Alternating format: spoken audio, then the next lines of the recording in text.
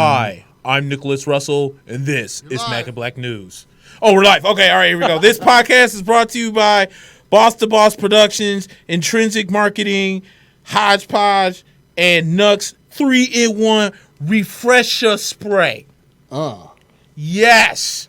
Bum, bum, bum, bum. Bum, bum, bum, bum, bum, bum. Hi, I'm Nick Russell, and this is Mack and Black News. And then you goes like the other.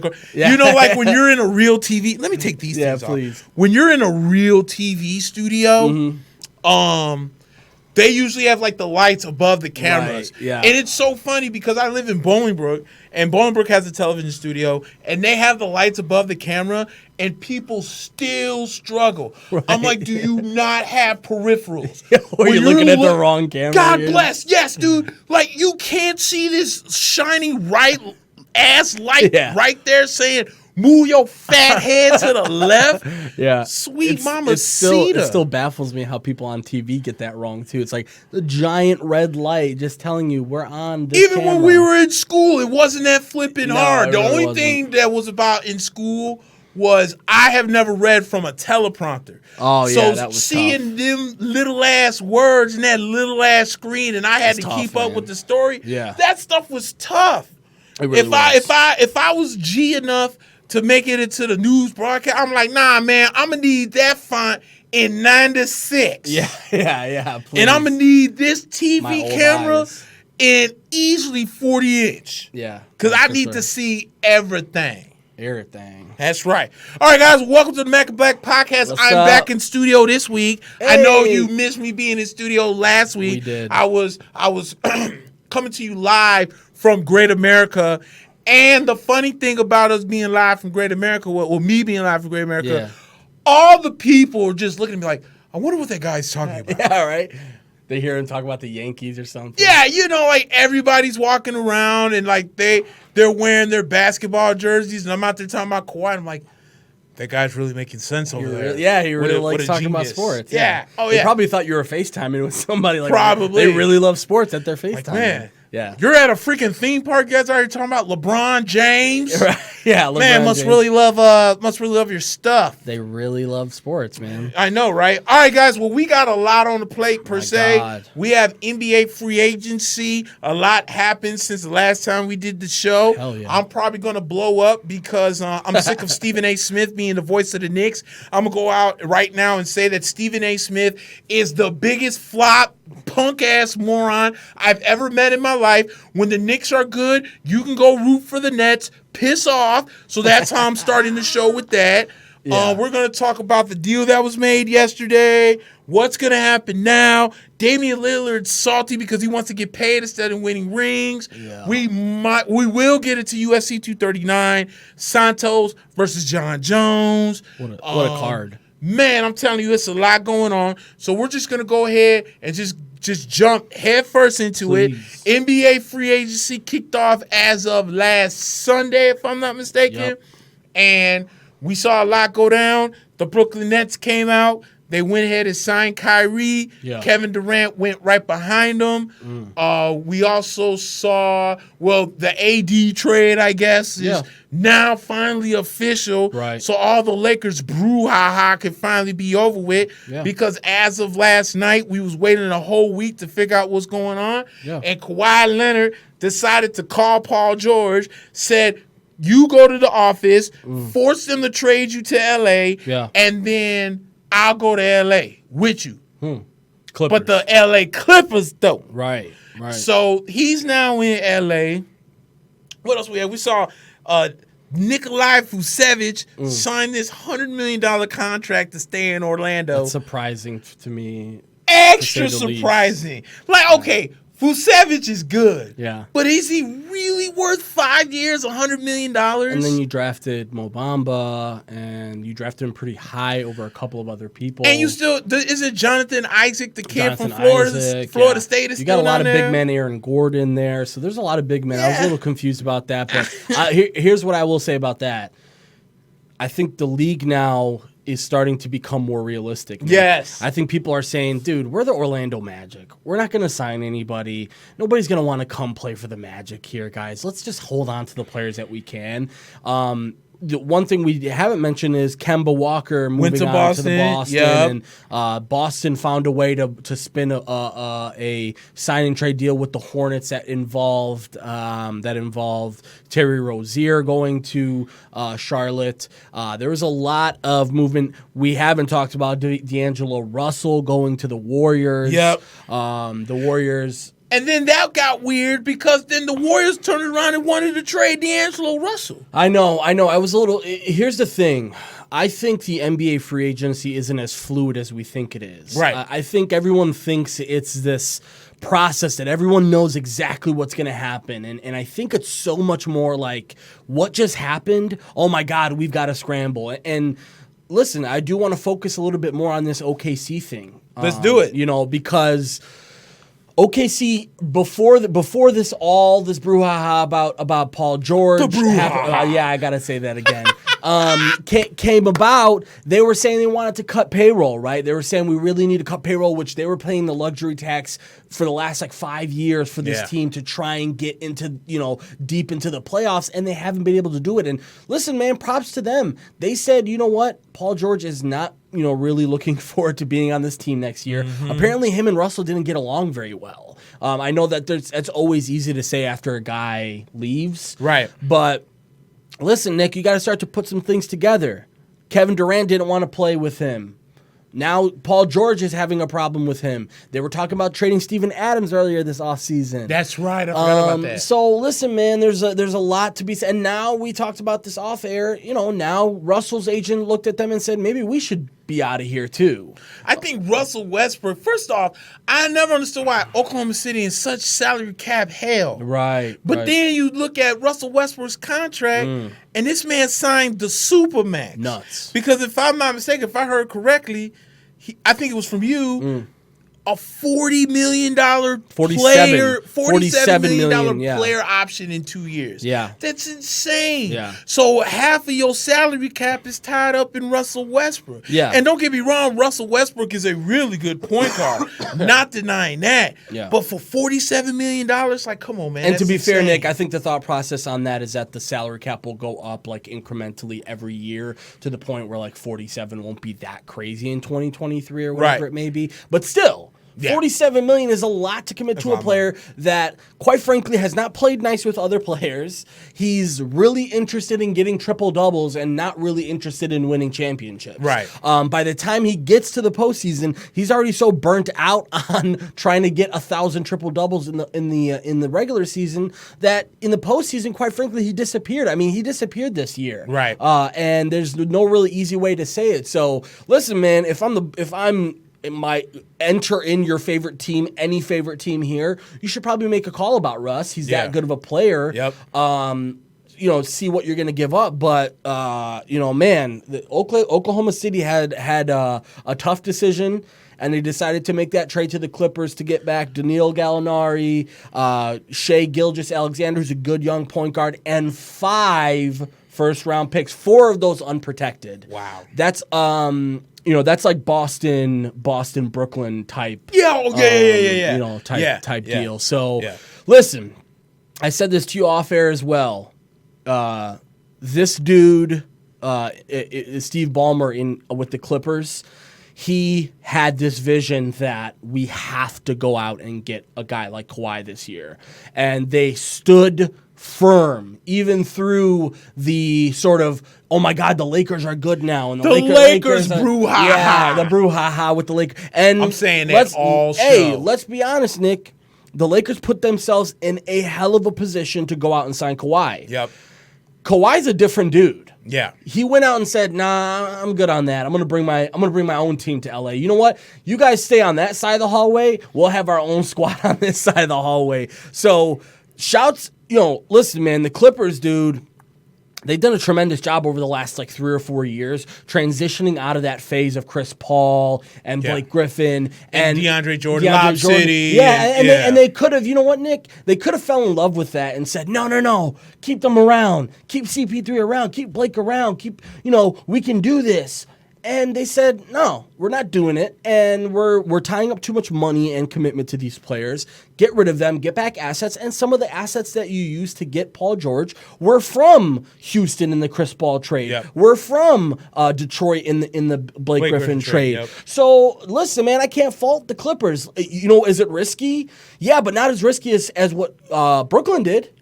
Brooklyn went out and signed a guy who has a ruptured Achilles to a max deal. Let's talk about that Please, for a second. First off, we need to talk about hello that. to Melissa. She said hi to the both Hey, of us. Melissa Melissa. is one of my great friends from New York. What's up, Melissa? And I'm glad we transitioned to New York because there's a few things I gotta get off my chest. Yes, sir. You and I went back and forth a little bit before the show had started. Yeah. You and I really went back and forth Well, yeah, on Instagram about this. Let's rewind back to that conversation. Okay. Because that conversation happened directly after Durant signed. Right. There was some speculation from the media that, first of all, the first thing that came out, which I will give you this, Nick, as an objective fan, the Knicks are an easy target. They're a very easy target. People like to pick on them and da-da-da-da-da. And I think that directly after Durant signed, we saw that the Knicks were not willing to give him a max contract based on just seeing him without his seeing leg explode on national TV. And listen, Yes. my thought process was that they had negotiated with him. They had talked to him and then offered him a less than max deal. I went nuts because I was like, you did all of this and you didn't, and me and you went back and forth about it. And then 5 minutes later, I come to find out the Knicks never met with Kevin. They actually knew Kevin was probably out of the race 2 or 3 weeks ago. Right. And instead of people clarifying that they probably never would have offered him the max if they were to negotiate with him, it was an assumption that they did negotiate with him. They didn't. Right. And the Knicks, to be fair, you can't screw up something you were never a part of. Right. Let's just put it that way. Right. If you were never in the running for Durant, like, I can't say the Bulls really fucked up the Durant situation. They were never in the Durant situation. Right. They were never a team that was on his radar. Right. And now we're coming to find out that after Kyrie had convinced KD that Brooklyn was the place to go, which apparently was weeks ago, he never thought about the Knicks ever again. That's news to us Right. as observers. Right. So, man, I went nuts thinking, how could they offer this guy a less than max contract? Well, they never did. They never Right. got to the table with the guy. Right. So that's a different situation Okay. as itself. True. So that I want to clarify because I did go nuts about that because did. I did not see any reason for you to come to a table with a guy the caliber of Kevin Durant and then say, we're going to offer you, $10 million under the max. That never happened. They never got in the table. They never got in the negotiation stages. They were realistically never in the race for him. So when hindsight is 2020, it's easy for us to say now, but shit, I can't blame the Knicks anymore. No, you can't. And here's what kills me. First off, I just said at the beginning of the show, we got a lot of traffic of people coming in. Thank you for watching the show. I'm going to say this again. Stephen A. Smith does not speak for Knicks fans. Yeah. I will be that guy that will say that Stephen A. Smith does not speak for Knicks fans. This dumbass went all over social media crying because one-legged Kevin Durant didn't come to New York. Then that story came out where Dolan apparently didn't want to give the max because he was afraid of the injury and he wanted some reports. Yeah. What really came out was that James Dolan doesn't even really have a hand on the Knicks moves. It's what's his name? Steve Mills. Yeah. And it was Steve Mills who grew half a brain and said, wait a minute. I want to see how he's going to be before I give him a max contract. And for whatever reason, there was this conflict on the two teams or on the two sides of getting that report. So Steve Mills was like, well, I'm not going to give you a contract or the max contract. So he ended up in Brooklyn. So then what ends up happening? You hear all these stories. The Knicks are idiots. They're this, they're that, they're blah, blah, blah. What was a good one? now because we missed out, they signed Ice Cube and they signed Air Bud and they signed Lil Bow Wow and Like Mike and they signed, and everyone wanted to make fun of the Knicks. But let me tell you a small story, okay? Because this is the difference between me talking and me typing. I hate typing, okay? I hate arguing over Facebook sometimes because what I want to say you can't and how always it comes put out, into typing. I can't put all the typing. So let me give everyone that's watching this show a small story, okay? Yeah, please. Now, one of my favorite cartoons coming up was King of the Hill. I freaking love that show, okay? There was an episode of King of the Hill where they were doing the grill extravaganza, and whoever won the grill extravaganza got like a free steak dinner for the family or whatnot, right? So Hank wanted Bobby to shadow him at what is that place called? Propane? The propane place. Okay, Strickland Propane, right. Strickland Propane. Bobby wanted to go everywhere but Strickland. Okay. Ended up at Strickland anyway. So this is during the grill extravaganza. So they're at the grill extravaganza. Bobby starts selling grills and starts making fun of Hank, right? Because Hank wasn't selling no grills. But what did Hank always kept telling Bobby and Joe Jack? My sales come at the end of the month. Excuse me. So Bobby's selling grills. Has no idea what he's doing. Joe Jack selling grills. Kind of has no idea what he's doing. Hank ain't sold squat. One guy came in, he gave him a pamphlet, said, think about it, and when you're ready, come back, right?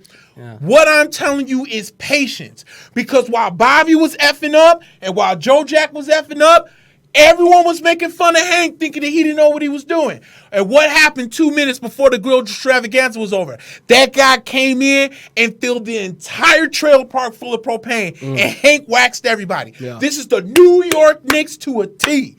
Everyone's making fun of the Knicks. You should have traded Kevin Knox. You should have traded these picks. Why R.J. Barrett? You didn't even get Zion. You didn't do this. Everyone's making fun of the Knicks. The Knicks are staying the course. This is what you want them to do. Because we're talking the same New York Knicks who I just told you signed Amari Stoudemire to a 5-year, $100 million, no insurance contract for a guy that had bad knees. I'm talking the same team that signed Joe Kim No Knees Noah to a 4-year, $72 million contract and could barely get out of that one. What a deal for Joe Kim. You see what I'm saying? You get where I'm going with this. The problem is the Knicks have always done the quick fix. It hasn't worked. They are in a prime position. You didn't land Zion. Fine. Zion hurt his knee last night. R.J. Barrett shot like crap, but you know what it is? He's a rookie. It's his first time in an NBA uniform.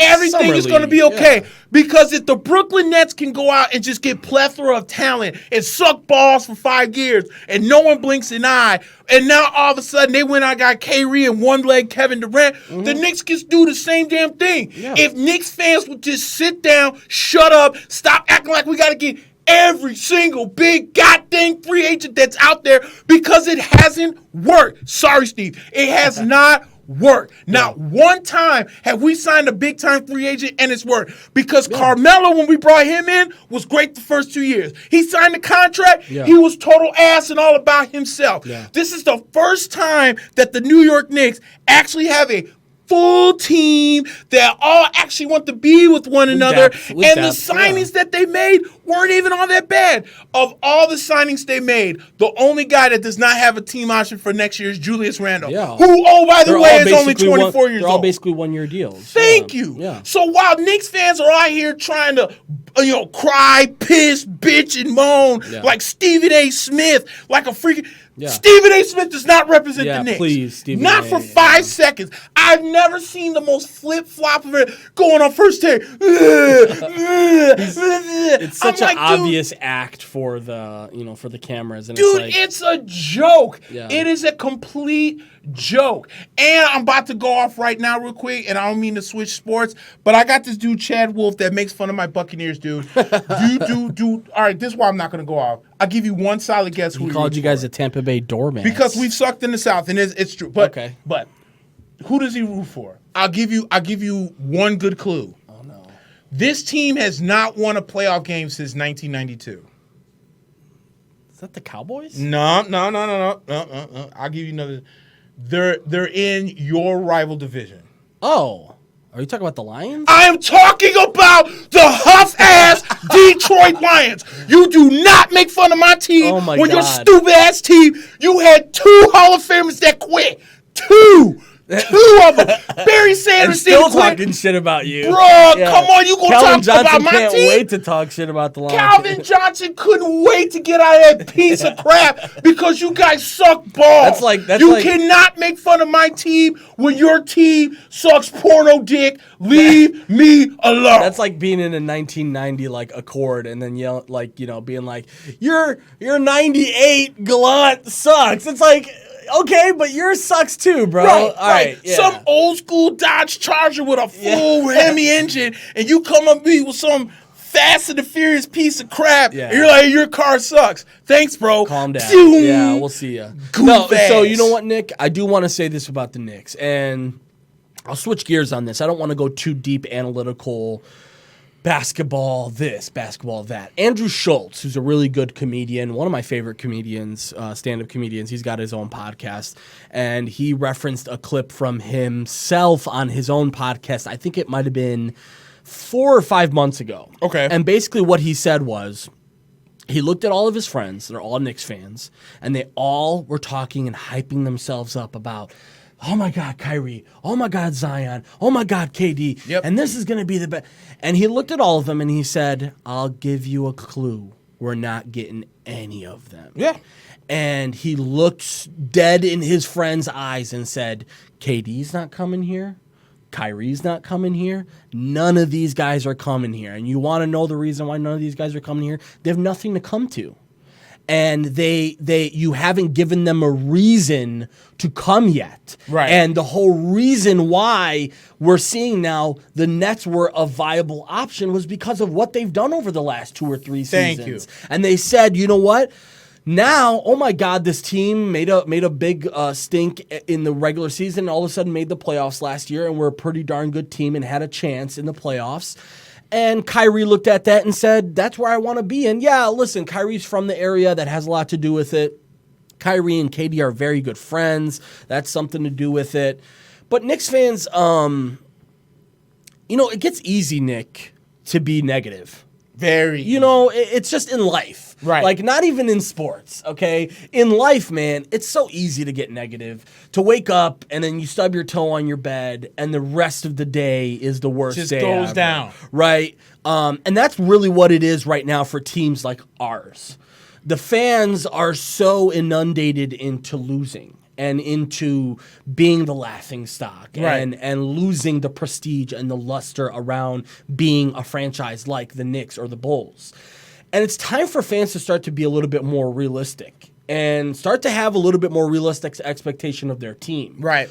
That's why I brought up that Andrew Schultz thing, because he looked dead in his friend's eyes when everybody was on the hype train and ready to go and said, Zion's not a guarantee, Kyrie's not coming here, KD, and I don't think KD was injured at the time, but I think he said something along the lines of KD would never want to go to the Knicks. I disagree with him on that. I think the Knicks were in play at some points, and I think the Knicks did have a shot. But I think this idea that all Knicks fans had that he's a lock and that team was a lock is silly. Right. It's silly, man. You've got to be realistic. And again, there's people talking shit about the Bulls offseason. You gave Thaddeus Young $41 million. Well, listen, man, I don't know if you know how basketball works. You need to field a full team. You do.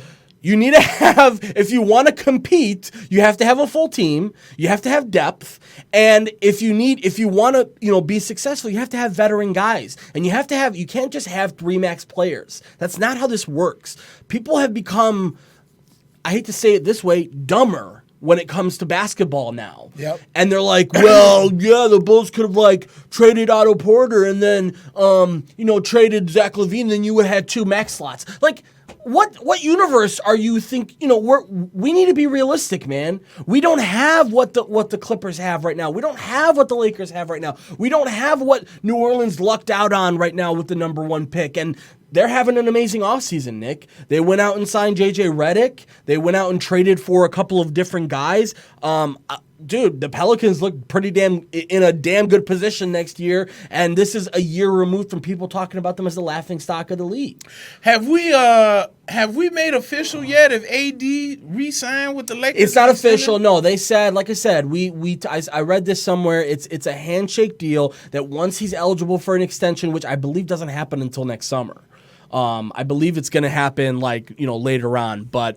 So next summer. It's next summer. Yeah, I don't think he's eligible to negotiate until next summer. I may be wrong on that. We'll check on that, but it's not a guarantee quite yet. And I see where you're going with that because there's another window next year. And there's also a couple other players who possibly could be in that window. I know that people are talking about Ben Simmons signing an extension. That hasn't happened yet. He has a chance to be a free agent next year. There's another window. Guys, we are taking call-ins. The phone number again is 312-869-4117. Give us a call. We'll talk about anything that you want to talk about here. Also, guys, do us a huge, huge favor.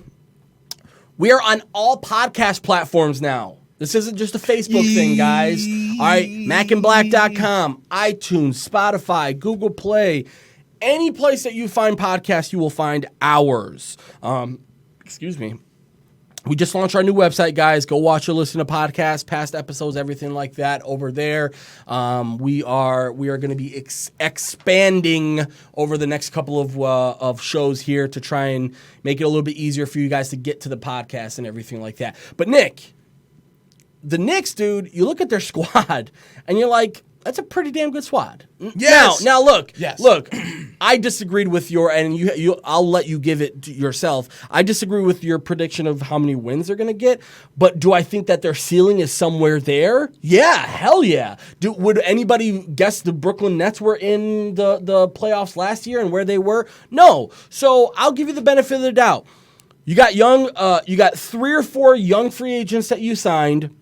3 of those are basically prove-it deals where if they play anywhere near where you think they're going to play, you could extend them for 1 extra year or you could just let them go and get the cap space back next year. Right. So, to me, man, they made smart fiscal moves. Now, Taj Gibson, he's on the latter half of his career. Yep. He's going to be a good veteran for you guys to have. For Mitchell. For sure. For Mitchell and for Julius. Randle. Yeah, for sure. Yep, I mean, Julius Randle. We talked about Julius Randle in previous shows, and you mentioned him specifically and said if we can get a guy like Julius Randle in there, we would be in a good position. I agreed with you, quite frankly. I think the guy is a good young 4. Enes Kanter said it best. They think Zion Williamson is kind of like Julius Randle with better hops and better athleticism, and that's a pretty damn good comparison, I think. And then Julius Randle came back and clapped back and said, "That's last time I dropped like 45 on you. Shut up and leave me alone." Which, listen, I don't want to stick up for Enes Kanter here, but I don't think he was saying Zion's bad. Right. I think he was saying we see guys like this in the league right now. Right. Julius Randle is this guy. Right. Does he jump out the gym like Zion? No. Does he have the athleticism and the strength of Zion? No. But I don't think it was necessarily a diss what he said about Zion. It probably wasn't. Yeah. Is you hear your name and then you see the diss. Yeah. And then the media starts to spin it however they want to spin it. But basically. But listen, dude, the Knicks right now, they're in a transitional phase. We talked about this. Even if they did sign KD, he would miss this whole year. Right. And you're still looking at a transitional phase. So they're still in the stage where that they were thinking they were going to go, right? Now, the whole Kawhi thing, I have an opinion on that. They ended up basically saying, we're not in the Kawhi race. We're not going to even take a meeting with the guy. Do I agree with that in one aspect? Yeah, I do. But, Nick, part of the reason why a lot of people are giving the Knicks shit right now has to do with James Dolan's mouth. Not necessarily his involvement in the actual team, because you've talked about this. He's not really as involved with the team operations as people want to think he is. Right. They want to make this whole offseason out to be Dolan sell the team. He sucks. He doesn't know what he's doing. No. The guy's outside of it. But when he does media appearances, and when the guy goes and tells New York Times and all these other outlets, we're going to have an amazing offseason this year, and we're going to sign a bunch of free agency, that puts a precedent that you don't want your president putting on you. And people are going to hold you to that now. And I hope he learns his lesson, quite frankly, to just shut your mouth, let the team do the talking with their play, and see how the offseason rolls out. And now you're seeing a lot of people, again, crucifying the Knicks because of things that were out of their control. Freaking Yankees. You're right. So here's the thing. When I saw the story that the Knicks had canceled the Kawhi meeting, didn't even phase it. Yeah. I'm like, first of all, I didn't even think we were even still in it. Right. Yeah. Second off, we weren't even going to get on to begin with. Like, it's going to be hard to convince him. And not even so much that, okay, look, with all this talk about Russ wanting to leave OKC now, the Knicks still have their own pick, and they still have 2 of Dallas's picks. And then they could have, probably Knicks fans thinking, well, we could have packaged ourselves, for Paul George to bring in Kawhi to be that desperate. But see, that's where the Lakers almost got handcuffed. Yeah. Because they're sitting around waiting for Kawhi Leonard to see what he's going to do to figure out what money they spend left. Luckily for them, they went out and Danny Green was still sitting there. And I think KCP was still sitting there. So they brought, and Rajon Rondo. So they brought them back. And DeMarcus Cousins. Yeah. So they lucked out because it's LA and LA kind of had a backup plan. The Knicks, I think, when they were spurned by KD and when they were spurned by Kyrie, they immediately went into plan B and were not playing games. Because Julius Randle was probably not on the Knicks. Right. Elfrid Payton may or may not be on the Knicks. Taj Gibson may or may not be on the Knicks. These guys are probably going elsewhere because we're putting all our eggs in one basket. Yeah. Remember, the Knicks did the same thing with LeBron James. They put all their eggs in his basket thinking he was going to come there. And they struck out, and then they didn't have a backup plan other than giving Amari Stoudemire a 5-year unprotected $100 million contract. Yeah. So I feel this is not the same regime. No. See, the problem is that because it's New York, because it's the Knicks, there's this I don't want to say aura, but like there's a stigma, that it's New York and everybody wants to come here. But you got to win games or show some type of improvement. This team tanked last year, but didn't even get the number 1 pick last year. Right. Now we got to get out of that. Yeah. As much as I want LaMelo Ball to be on the Knicks, because I love LeVar Ball and I don't mind the LeVar Ball. I think LaMelo's going to be a good player too. Easily. Yeah. Easily LaMelo's about to be an absolute stud. I think stud. he'd be better than Lonzo. I think LaMelo is a better scorer than Lonzo. For sure, I think Lonzo is a better defender than LaMelo, but you can always teach somebody defense. I think LaMelo's a better shot to learn better defense than Lonzo is a better shot to learn better offense. I think the offensive thing comes naturally to LaMelo. Exactly. So that's why I'm saying I think that with New York did what they were going to do. Right. They had 2 game plans, and they weren't going to strike out on either one. Yeah. And they didn't. They didn't strike out on plan B. Yeah. And plan B is not that bad. It's not the names you wanted, but it's what we got. They're solid. Elfrid Payton he might be like Lonzo Light. He's not a big-time scorer, but he plays really good defense, and he's a great distributor. Yeah. And, by the way, we got some 7'3" wingspan guy named Mitchell Robinson who only led the leagues in blocks last year and loves running the pick and roll for alley-oops. And those 3 forwards complement each other really well. Really well. Taj Gibson's one brand of forward. Bobby Portis, another brand of forward, which he's like a forward center almost. Right. And then Julius Randle's a different type who of can stretch forward. The floor as well. Yeah, Bobby Portis can shoot the ball. Which is important nowadays. Yes. And another thing, Nick, is people want to talk shit about, well, you traded KP for all that cap space and you just wasted it. They didn't. No. They'll have access to that cap space next year if they want to. Yep. That was a huge portion for me is if the Knicks, listen, the Knicks could have really flubbed this offseason. True. They could have really went in and said, shit, we missed out on KD, we missed out on Kyrie, we missed out on Kemba, we missed out on all of these guys. You know what? Let's go big money for Cousins. Let's go big money for this guy, big money for that guy. Let's trade assets for this guy. Listen, man, at the end of the day, the Bulls and the Knicks have a lot of similarities. I think the Knicks are what the Bulls were about 2 years ago. the Bulls had stripped everything, got rid of all the salary, tried to bring in newer, younger, fresher talent to develop, and it looked really grim at first. I think everybody, including me, was like, shit, this is going to suck. We've got a terrible team, and even our young guys are not really guarantees. Then the next 2 seasons sort of manifest themselves. The team gets better. The individual younger players get better. Right. And all of a sudden, if you're a Bulls fan this year, you got to be excited. You got to be thinking the East is wide open. There's only one team in the East anymore, Nick. I can't count Toronto in there anymore. I'm sorry. Right. God, I don't want to bring this up so early, but did you see that the Oklahoma City Thunder called the Raptors and tried to trade them Paul George and Russell Westbrook for a bunch of picks in Siakam? Did you see that? I did.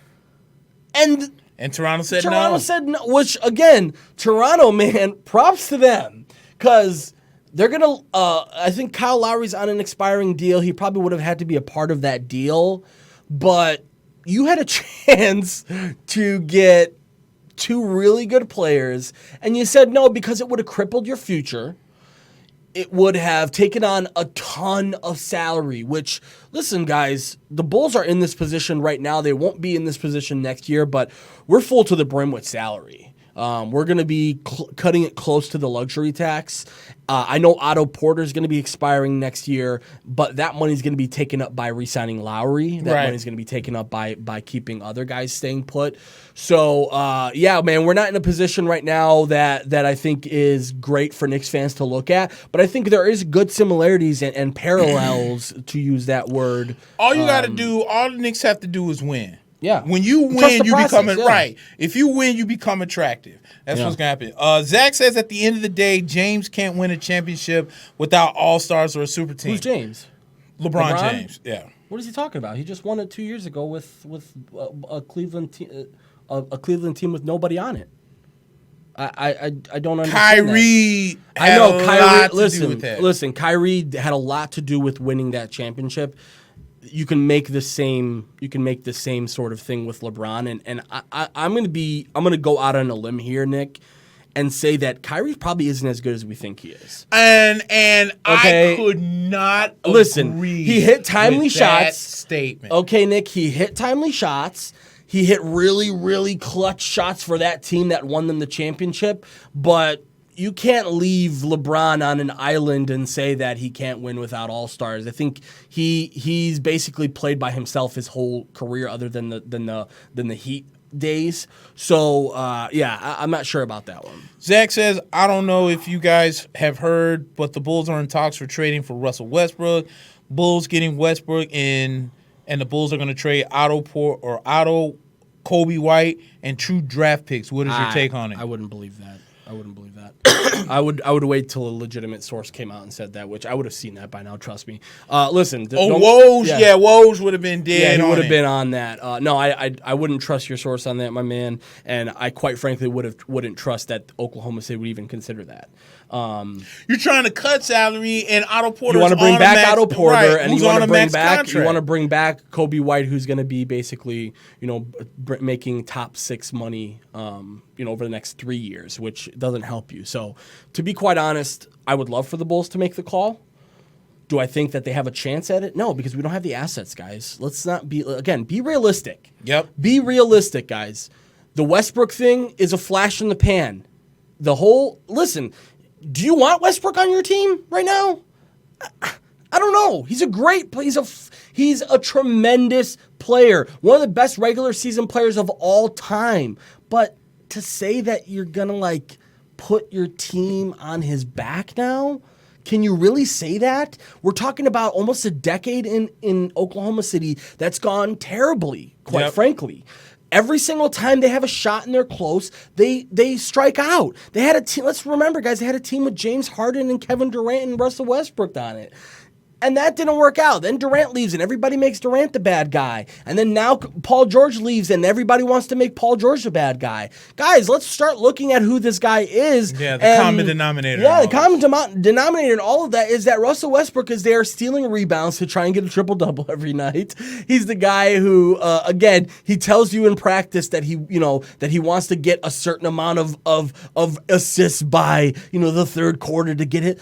This is a guy that's, he's thinking about himself. He is. And I'm not sure if I want that on my team when I'm right now on the cusp of building a young team that really... Listen, guys, people forget how Golden State started. Yes. Okay? People really forget how Golden State became Golden State. They drafted Klay Thompson. They drafted Steph Curry. These aren't guys that they bought in free agency. They developed these guys. They made them into players. They brought in Andre Iguodala, and they made Iguodala who he is. Iguodala was just a role player. He was drafted high by the Sixers, decent player. Next thing you know, you pair him with a couple of really good teams, and you have a vision, and your vision manifests itself into a team right now that, they're shorthanded. They're probably, a lot of people saying they're not going to make the playoffs next year. I don't know. Now with D'Angelo, who knows? They may be able to pull it off. Yeah, they might, but I agree with you 100%. And the problem is that a lot of NBA fans don't have patience. Right. There's no patience. They want to win now. You know what I'm saying? The 76ers are the primest examples of sometimes having to exude that patience. Yeah. Because we're talking about the same 76ers who at one point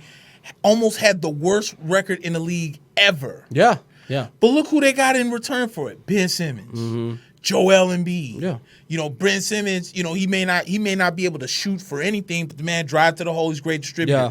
Joel Embiid now has a jump shot that is fluid and is one of the better centers when he's healthy. Mm-hmm. They just re-signed Tobias Harris. Yeah. They lost. They could have had a third guy if they didn't flub that Marcus the Fultz pick. So, exactly. Could have had another one. So my thing is there's got to be patience, and I understand with New York and Chicago being 1 and 3 media wise. How big the the big media market. Yeah. I understand it. The Bulls obviously 6 championships with the Michael days. The Knicks, the history with them. I know they haven't won a title since '73, but all the excitement that's with New York. These two markets have to stay patient. Yeah. Because here's the thing. Nobody's talking about how horrible the Charlotte Hornets are going to be this year. Yeah. Nobody's talking about that. Yeah. Nobody's talking about how bad I think the Washington Wizards are going to blow so bad because you have Bradley Beal that's trying to showcase to be traded. Mm-hmm. John Wall can't wait to get the hell up out of there. He's not even playing this season. He's out the whole season. You get what I'm saying? Yeah. So we're not talking about those guys. Yeah. But I'm pretty sure that they're going to show some kind of patience to get the guys that they need. And that's why, as much as everyone wanted to make fun of Garpax, when they said that we traded for Otto Porter because, A, he fits the style we want, even though he's on a max contract, but we don't believe that we're going to go out there and get one of these guys that are free agencies, they were spot on because the Bulls, even if they wanted to be in the conversation, probably weren't going to get a visit. They probably weren't in top 5 and nobody's. Yeah. You probably wasn't going to hear from Woj saying, "Oh, the Bulls are runners." No, Kawhi's not considering you. No. KD's not considering you. Kyrie's not considering you. So if you're out of the question on that, why even play around? Exactly. Yeah. So they try to get a guy that they thought could probably boost them up, but you will never know because now, with you guys switching coaches in the middle of the year, now you got a guy that's coming in fresh in the league. Yeah. You got a guy that's going to come in and implement his system. Yeah. All the guys have to build that chemistry. And that's why I'm so high on New York because what I'm hearing, all right, think about it. For as crappy as New York has been, here's a kid, RJ Barrett, where the sky is the freaking ceiling for this guy. Yeah. And he wanted to come to New York. Yeah. Name the last draft pick that said, "Oh, damn, I sure can't wait to go to New York." He's almost the only one. And then you see Mitchell Robinson having fun. You see Kevin Knox having fun. And Mitchell Robinson had a lot of great things to say about him, too. Right. Saying, this guy's got a chance to be a really good player. And, and this is only 5 days after he's been in the building. And Mitchell Robinson is the same exact guy who didn't play organized basketball until a year before he got drafted, that's crazy. and beat out Enes Kanter for the starting spot last year. And he's still one. And he's still one of the I mean, as far as if you're looking at advanced metrics right now, he's the best defensive center in the league. Right. When you're considering all of the factors and doing a per 36 minutes and all these others, because he didn't get much playing time last year. Let's people forget that he was on constantly almost, in foul trouble. Yeah, constantly in foul trouble. They weren't really committing 25, 30 minutes every night to this guy. They can do that this year now and start to develop him. Exactly. So that's what I'm saying. There's got to be a patience. So, yeah, I know the Bulls need a point guard, but what's Russell Westbrook going to do? He's going to take you from being a team that sucks to a 6 seed to be another first-round exit, and now all you're getting out of it is a mid-level round draft pick. And you hyped up this point guard that you just drafted, and you said, this guy's going to be great, and then you're like, oh, never mind, we'll flip him for Russell Westbrook. And yeah, don't forget, in another 3 years, you're going to have to pay Russell Westbrook $47 million. And, oh, by the way, he's going to be like 30-something. Not something I would want to do. Listen, it goes completely against, again, if I'm a GM, I'm making a call. I would love for my GM to be the one to make a call about it, but I probably wouldn't do it for that package. Exactly.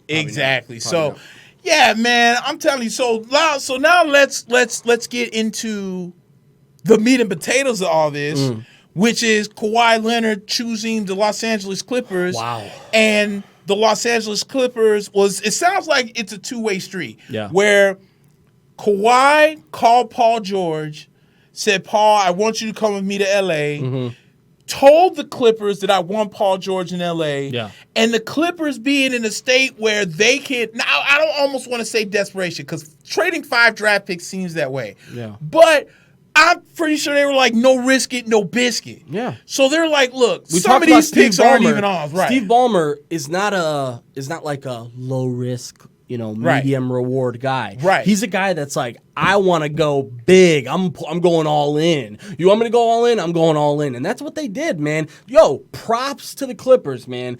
They could have said, shit, you know what? We're out on Kyrie. Or we're out on Kawhi, rather. Let's just go out and field this team and find a better. No, you know what?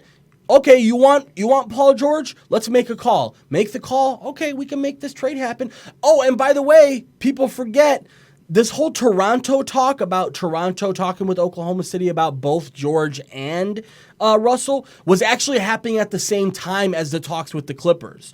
So the Clippers said, fuck that. We're not going to be caught with our pants down. You want 5 picks? Here's 5 picks. You want Gallinari? Here's Gallinari. You want Gilgeous-Alexander? Here's Gilgeous-Alexander. Made the thing happen, and give them props, dude, because basically from what we're hearing now, as soon as Kawhi said, as soon as I get the call that Paul George is going to be a part of the Clippers, I will be a part of the Clippers. And what did they do? They went out and made it happen. Props to them, and props to Doc Rivers, too. What he's done over the last 2 or 3 years, we talked about the transitioning out of the Chris Paul, Griffin, those guys. We cannot be thinking small at this point. We got to be thinking big. They're thinking about moving to a new stadium, all of this other stuff. It makes a lot of sense. So props to them, man. Hey, I don't know who this Lucas is, but bro, I don't understand a word you're saying. Yo, no comprende. Yeah, no comprende, amigo. Sorry, Lucas. Inglés, amigo. Sorry, Lucas. I don't know if that's Portuguese or what, but I don't know. That's I'm seeing looks a little. Oh no, aquí, yeah. Responde. No responde. Sorry, no habla inglés or no habla español. Yeah. No. My Spanish ain't that crispy. Mine isn't good at all. You know what I'm saying? Mine's kind of soggy. Yeah, it's not. I've been trying to convince the ladies to teach me. Man, wait a minute, hold on. Do you know how hard? I swear. Yeah. Look, I love the Mexican women to death. Yeah, me too. But you cannot teach them or ask them to do anything. I swear to God. Like, one of my favorite Mexican dishes is chile rellenos. Yeah. And every time I ask them, they're like, well, it's got to be a day that I feel like cooking. Come on. Look, I will give you $30 to make them. And no, it's always whenever I feel like it. That's what I love about like Hispanic girls. It's just they're just like they're like so hot and cold at times too that it's almost like I kind of like that.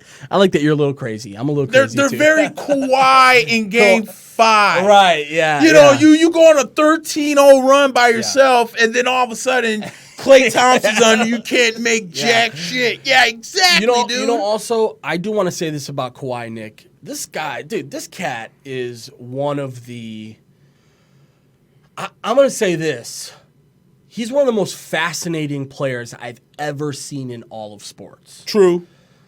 From transitioning to his almost modest college career, had an okay career in San Diego State, and was a touted prospect. People were thinking this guy's going to be a first rounder. He'll be a late first rounder. He'll be fine. And all of a sudden, Pop and company in San Antonio finds this guy to work out, falls in love with him, trades George Hill as a part of a trade to get, I think, the number 14 or 15 pick at that time. And they draft this kid, Leonard. And what does he do? He helps Tony Parker, Tim Duncan, Manu Ginobili win another championship in San Antonio. And in 2017, Nick, he had that injury where Jaja Puchilia, one of the dirtiest players in all of sports, in sports history, he falls on he lands on his foot and hurts his leg. And basically everybody turns on Kawhi. The Spurs do, Pop does, the fans, the league, the media. You had Michelle Beadle coming out and saying, oh, by the way, Michelle Beadle, you know, being less stuff. I like her. I liked her back when she was on ESPN sporadically. Now she's on everything that has to do with basketball on ESPN, and she's getting annoying. Because her thought process was, well, Kawhi, he doesn't sound to me like a player that would like to be, that's a good coach's, you know, shut up. The guy was hurt. He couldn't play. And we now see 3 or 4 different situations. I mean, there's a lot of rumors that said KD didn't even consider Golden State after what happened with their training staff, and that he would have considered them otherwise. Right. There's a lot of I know people are shooting that down, and you know, Joe Lacob came out after Kevin Durant signed and said nobody will ever play in 35 for the Warriors ever again. After 3 years, yeah, you're gonna retire his number after 3 years, and he joined a championship team. So there was a lot of almost like damage control done, and Kawhi is so fascinating. He just marches to the beat of his own drummer. He does not give a shit about what anyone says. He won, dude, imagine, Nick, imagine being a god in the whole country. I mean, this guy is a god in Canada. When he would walk, when he was in the parade, people were literally like, you know, throwing him keys to houses and saying, we'll do anything. You can eat at my restaurant for free, and we'll give you millions of dollars, and you'll never have to pay for anything in Toronto ever again. And all he said was, nah, I'm okay.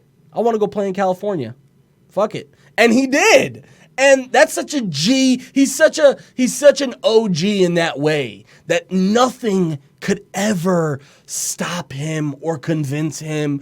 Even like when they asked Kyle Lowry, they're like, yeah, like, what do you think? You want to? And Kyle's like, yeah, I mean, I'd love for him to come back, but what am I going to say to him? Like, no, don't leave, because everybody knows Kawhi's Kawhi. And the legend that he's grown for himself, my God, what a job he's done. I'm fascinated by the prospect of this Clippers team, Nick, with potentially 4 all-defensive players on their starting lineup. Pat Beverly's one of probably the best perimeter defender in the league. You got Paul George and Kawhi, who are both known for their defense. Trez Harrell, who's known for his defense. Zubats is not exactly an offensive player. He's a defensive player by nature. But that's a kid that they traded from LA, right? From LA for basically I think it was like it was basically just like a pick. What was it? What was the name of that guy who's in Atlanta? He was just basically a pick and pot 4 that they didn't really need. And that was another one where people were like, that's the indicative of how much of a nightmare the Lakers were because they called the Clippers about that. Mike Muscala, excuse me. So yeah, that's just another. They just kept having things happen and fall into their lap. And at the end of the day, I think last night they looked at each other and said, "We can't let this go." That's completely different from selling all the assets and just going out and getting these guys. They didn't do that. They've got a great team over there already. Right. We talked about it before the mics went on. Pat Beverly and Lou Williams already right now make up one of the best backcourts in basketball. And I know that Lou Williams probably is going to come off the bench, and that's his role on this team. He probably is better off to come off the bench, but they got Landry Shaman, who's a great shooter, and they've got, again, we talked about Doc Rivers and his just ability to bring players together, man. Props to the Clippers on that. They really showed out on that. They really did, and once again, it's the no risk it, no biscuit. It's like, what, we're tired of being second fiddle to the Los Angeles Lakers, and this is why I have so much respect for. Not so much just for Kawhi, but I have respect for the Los Angeles Clippers, and I said this yesterday when the news went down. Yeah. And I think you said it earlier. It's just now the NBA, to me, is just so wide open. It's so believable because if Kawhi would have went to the Los Angeles Lakers, it would have ruined the entire season. And then I got to listen to not all Laker fans are annoying, but they have to be obnoxious. Jesus, Mary and Joseph! Oh, here comes the title. And here's Kawhi Leonard, who's pretty much more or less said, "I don't want to be with LeBron." Basically, not so much another superstar. He doesn't want a team with LeBron James. So here's my thing. I feel the Clippers more or less came out more than anything that the Lakers have done, just for the simple fact of there's a lot of ifs in the Los Angeles Lakers side. Yeah. If DeMarcus Cousins can get healthy again. If Anthony Davis can actually stay healthy. If LeBron James can stay healthy himself, those are your three big pieces, and the Los Angeles Lakers went all in more or less on two of them. And Boogie, in my opinion, is more of the consolation prize. Yeah, he's a minimum contract. He's a minimum contract. Great player to bring in late in the free agency. Meanwhile, on Green Street, over on the Clippers side, you have Paul George still in his prime. You still have Kawhi still in his prime. You have Patrick Beverly that can get in LeBron James' head. He did a great job doing it to KD. Absolutely. We mentioned Zubac, who a young player in LA and was actually playing well before they traded him to the Clippers for no apparent reason. And then you also have Lou Williams and Montrezl Harris coming off the bench. And Lou averages damn near 20 points coming off the bench. Sixth man of the year, almost 3 years almost in a row. 3 years in a row. So my thing with the Los Angeles Clippers is this. I feel there may be a couple pieces of trying to fill in Danilo Gallinari. And I know that it may not seem like a big name, but at the end of the day, Danilo was a serviceable guy coming off the bench for the Clippers. He did a lot for them, Right. So now let's look at the West. Okay, Utah got better. Damian Lillard, all of a sudden is becoming the most holier than thou guy in the NBA who thinks that, I don't want another star player. That's why you got CJ McCollum over there with you who can't hit a 15-foot jump shot in clutch time. Give me a break. They traded for Hassan Whiteside to make it seem like they got Shaq or something which almost is a downgrade because Hassan Whiteside, you can never know when the man actually wants to come out and play or when he's just going to be a lazy fool and not contribute for the team. That's what killed him in Miami so much. And he had the audacity to sit down there in Miami and say, "Well, I don't know why I'm not getting any playing time." Because you're lazy on the court, Slim. That's why. And you're freaking 6'10" and you can't block a shot from a guy that's 6'3" that's coming to the hole and you're looking dead at him. Come on, bro. So they didn't really, in my opinion, I felt they almost down. You're almost better than having which Plumlee did they have? Jason Plumlee, I guess. You're almost better just keeping him up there. So I mean, Portland is Portland. Golden State, we'll see what's gonna happen with them. Keith, what's going on, bro? What's up, Keith? There's the Lakers, the Clippers, the Kings kind of got better. The Kings definitely got better, and let's also talk about right now, Houston still has to be in the conversation. Absolutely. Dallas needs to be in there. Dallas needs to be in the conversation, absolutely. And quite frankly, you also have to talk about Oklahoma City because, Russell's still on the team. He's still on the team. We don't know what it is quite yet, but right. But they're definitely in the conversation. And then when you go east, because you got guys that went east, here's the question I'm asking about Boston. You lose the diva-ness in Kyrie Irving. Yeah. But is Kemba Walker really that much better of a point guard than Kyrie Irving? He's a different type of player, too. I think people really want this to be a great move with this Kemba. I think Boston fans are trying to convince themselves into Kemba as if he's somehow a better player just because he's a different player than Kyrie. I don't necessarily think that. If you ask me, I think Kyrie and Kemba are somewhat on the same tier as far as how good they are. They're just different players. And if you want a scorer now, which let's be honest, they did need a scorer out of their point guard. Kyrie tried his best to be that guy because Tatum, as good as he is and as good as he's going to be, he's not a main scorer yet. Not yet. Jaylen Brown is not going to be there. Gordon Hayward's never going to be a number one scorer. And quite frankly, they let go of Horford and they replaced him with Cantor. And they're not going to get much. Which is a Band-Aid on a big Yeah, wound. exactly. And you're not going to be getting much offense out of him. So, listen, man, did Boston get better? No. They just changed. They changed. I like that. Yeah, I like that. They just changed. And Toronto got worse. Seemingly worse. I mean, the Heat got better. Keith's a big Heat fan. Like he said right now, he's glad Whiteside is gone. I don't blame you. Yeah, Bam Adebayo is like one of the best young bigs. That has a lot to do why the Heat were so pissed at Whiteside because they were like, we're playing you over this young guy that we like better than you. Right. Adebayo's cheaper than you. Right. We could have just traded your ass 2 years ago. You right. know. But I love what they did with Jimmy Butler, and I also like what they're doing of trying to go and get Bradley Beal too. I heard that they're trying to still make some things happen to get Bradley Beal there. I was honestly, Nick, I was surprised by Jimmy. The Heat move really took me by surprise, and I'll tell you why. I always saw Jimmy as a guy who really wanted to win. Right. And I didn't think he was so obsessed with doing that himself. Okay. I think that my thought process was he's going to team up with one of these teams. Right. He's going to go to the Lakers. He's going to go to the Clippers. He's going to go to, I know a lot of people were there was a lot of heat on that Laker train. Yeah. The Laker train was real big. And, oh, my God, just imagine a team with Jimmy Butler and LeBron James and AD. I would have loved that for him. Props to him. He came out and said, Miami's a really good situation for me. I know them very well through Dwayne Wade. There's no state tax on it. Yep. So you're basically talking about a couple, maybe a dozen or so $1 million back in your pocket for the year. Listen, man, I was surprised by that, but I thought that was really cool. I think he said, you know what, fuck it, I'm going to build something back here in Miami. Dwayne's gone. I was honestly thinking really he would think about maybe going out west again too. I was surprised when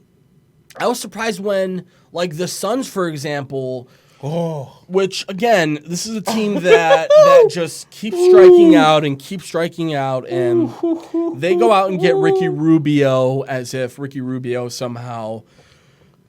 That's a man that never lived up to the hype when he got drafted. Right. Do you remember when he never? And remember the Timberwolves. The Timberwolves drafted 3 point guards that year in the first round. It was Johnny Flynn, and Johnny Flynn, and then they got a guy later on in the I think it was like Ty Lawson or something like that. So. People were wondering, like, because Rubio was like the wonderkind. He was almost like Luka Doncic back then, where people were like, he was playing on the national team when he was 15 years old, and this kid's legit. And Ricky Rubio is just a player. I hate to say it to you guys, and especially you Suns fans. He's just a player, and he's not going to make that team much better. He's not going to make Booker much better. He's going to be a better distributor for them. But you could have went out and got better bang for your buck there. Easily, you could have went out there and signed D'Angelo Russell. Yeah, I was really surprised. You know who I was really surprised in, honestly, Nick? The Timberwolves. Because they kept saying there's a chance that they get D'Angelo, and there's a chance that they get this, and there's a chance they move Wiggins' contract and try and get 2 guys, and nothing. And Karl Anthony Towns is going to rot there. I mean, let's just be honest. Because he re-upped in Minnesota. He re-upped in Minnesota. You got another 3 years at the very minimum of Wiggins, and you let go of Jimmy Butler. You didn't bring back Derrick Rose. You ended up trading a couple of people. You traded Saric out after getting him back for Jimmy Butler. You don't really have much to show for it now. Right. There's really not much. And again, they're like at the very bottom of the West. We're talking like there's 8 to 10 teams better than them right now, and that's a tough thing to say because the top 3 or 4 in the West right now with Denver, the 2 LAs, possibly Golden State. We're talking about Sacramento taking a step up. We're talking about Portland hoping to take a step up. We're talking about a couple of other teams, and you got to throw Dallas in there too. Dallas, absolutely. Porzingis now, yeah. So, dude, if you're a team in the East, if your favorite team is in the East, you are ecstatic about your team. Yep. And I don't care if you're a Charlotte fan. I don't care if you're a Washington Wizards fan. You're ecstatic that you're not in the West right now, and you're ecstatic that you have a chance to possibly be in the finals next year. That's what you have to, again, tunnel vision to the goal, right? The goal for especially our 2 teams and the tier of where we're at right now, get to the 4th, 5th, 6th seed and work your way back into familiarity. Yep. Couldn't agree more. And that's and again, without trying to beat a dead horse, is why I might be one of the few Knicks fans that did not complain. Like, I was a little sad he didn't come. I just didn't want it to be Brooklyn. I didn't care where else he went. That was what really stung about it, was that it was Brooklyn. Yeah, it's Brooklyn. You know, now you're going to the second-rate team. Fine, whatever. Do whatever you got to do. Yeah. But my thing is that the Knicks didn't want to make the same mistakes. You got a team like the Bulls who probably didn't want to make the same mistakes by putting all their eggs in the basket. Because you also have to talk about teams like Indiana that got seemingly better. Yeah. The Milwaukee Bucks. The Milwaukee Bucks, to me, are a very interesting team. And it's not so much the team that worries me, it's Budenholzer that worries me. Right. Because we've seen this movie before where he took a 60-something win Atlanta team, got swept by Cleveland, and never recovered. Yeah. Well, here's a 60-something Milwaukee team who seemingly, I know they lost in 6, but you lost 4 straight to the Raptors. Yeah. How do you come back next year? Yeah. You know what I'm saying? And then who else? We talked about the Hornets. You know, the Heat's definitely in consideration. Yeah. The Heat, to me, are very interesting because they're talking about being what's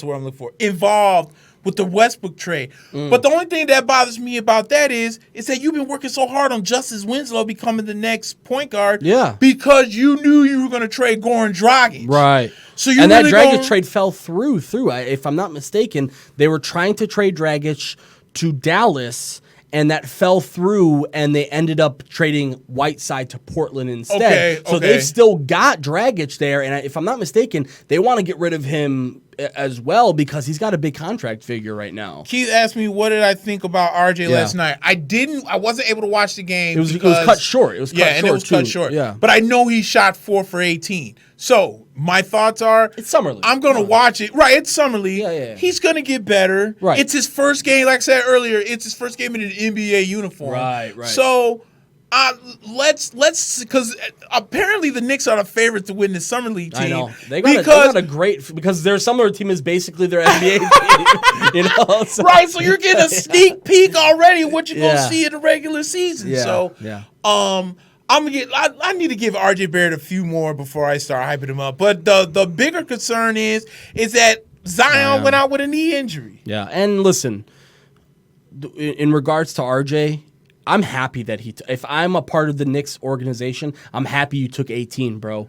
Keep shooting, develop your game now because we don't want these 4 for 18, things in 1 through 82 next year. Right. So even though you're gonna have them, let's keep them few and far between, and also listen, man, I want him to develop his shot. You really want him to develop his shot and become a guy who can create a shot for himself. He's going to have to develop into that, Nick. Right. If he wants a successful year, this year specifically, that's what he's got to work on. Now, in regards to Zion, there's a lot of precaution involved in that, right? Like you bang knees and you're the number 1 pick, you're not going to play.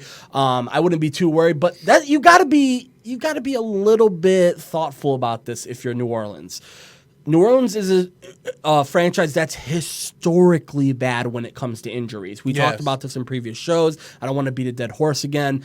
New Orleans, the owners own the Saints as well. They used to have the Saints medical staff playing for or attending to their Pelican staff. They've changed that this year. Apparently, they're in a different scenario.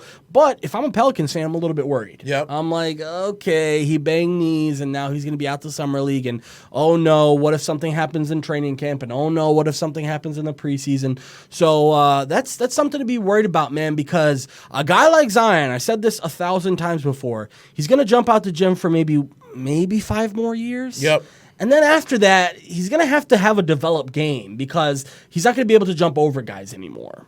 Keith's saying they're just taking precautions. Yeah, and I would guess that as well, and that makes more sense. But and he's a shooter anyway; he's going to have those shots. Yeah, and that's why I said I want him shooting those shots now, because develop those shots, work out those kinks, work out the wrinkles. Fine, bro. I don't really care. It's summer league. Nobody is out there, striving for a summer league championship. So go out there. That's what this time is for. Develop, and that's why I was a little bit surprised to see Zion like the way he wrestled the ball away from Knox, and just so almost like in a regular season or almost postseason energy. Yeah. Calm down.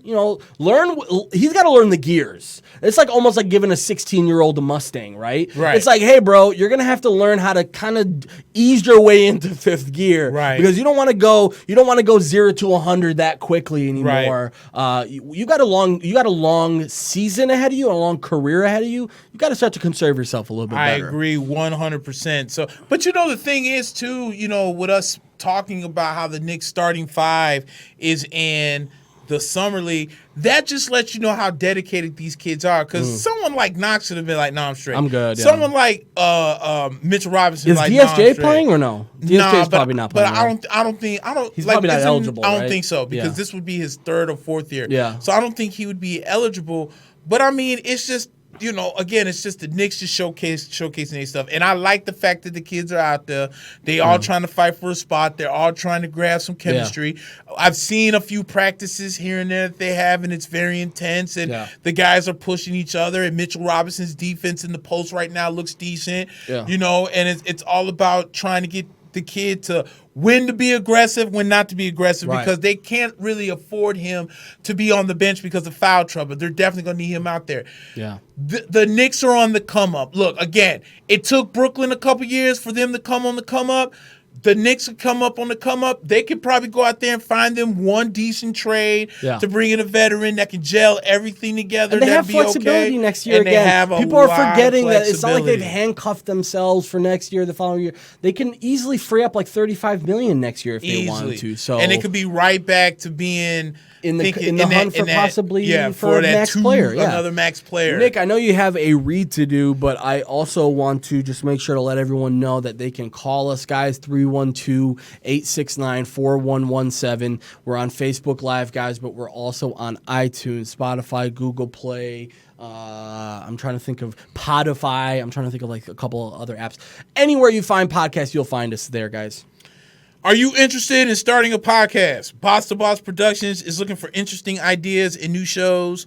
Boss to Boss makes it easy to get your show up and running. They handle audio and video production editing, logo and design and branding, website design and hosting, RSS feed setup, scheduling, advertising, monetization, and much more.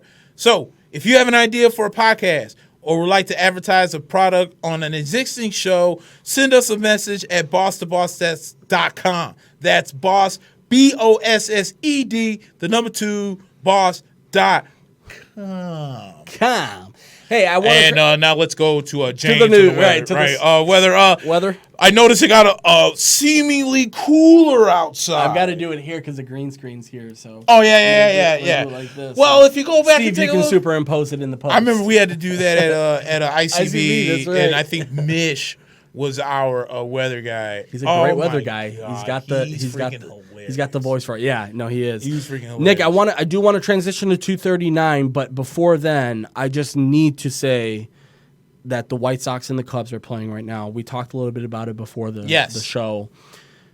Listen, I didn't like the league when they only had remember it used to be like a 3-week window where all of the interleague games were, right, and basically outside of that 3-week window they didn't play each other, right. And I'm happy that they changed that because it's nice to be able to have interleague play early and late into the season.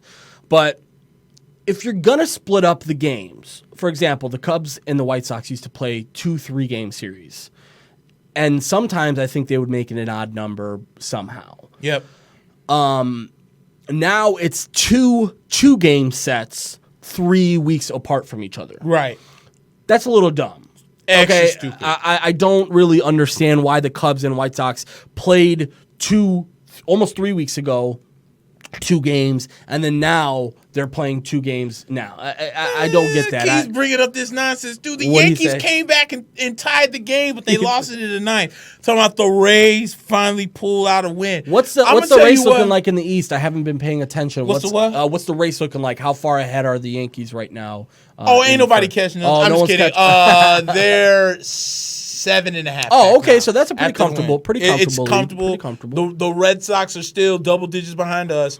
So, but the thing is with the Rays, if they don't figure out their bullpen issues, well, they're going to be in so much trouble. It seems like every year that's the case with them. And I don't understand. Like, they have some serious fireballers. It's just they can't get guys out. Yeah. Like, they got Keith, help me out. Who's the fireball left-handed Alvarado. He's so good. This man throws a 98 two-seamer that most people can't hit. He moves it like 8 inches across the plate. But for some reason, he gets rocked, and then they still got Jesus Colome, and I think he gets rocked. And oh my God! And it's just like it's the same MO that Mets fans are going through right now. Yeah. Because they went out there and traded prospects for old ass Robinson Cano and Edwin Diaz, who threw 57 saves last year.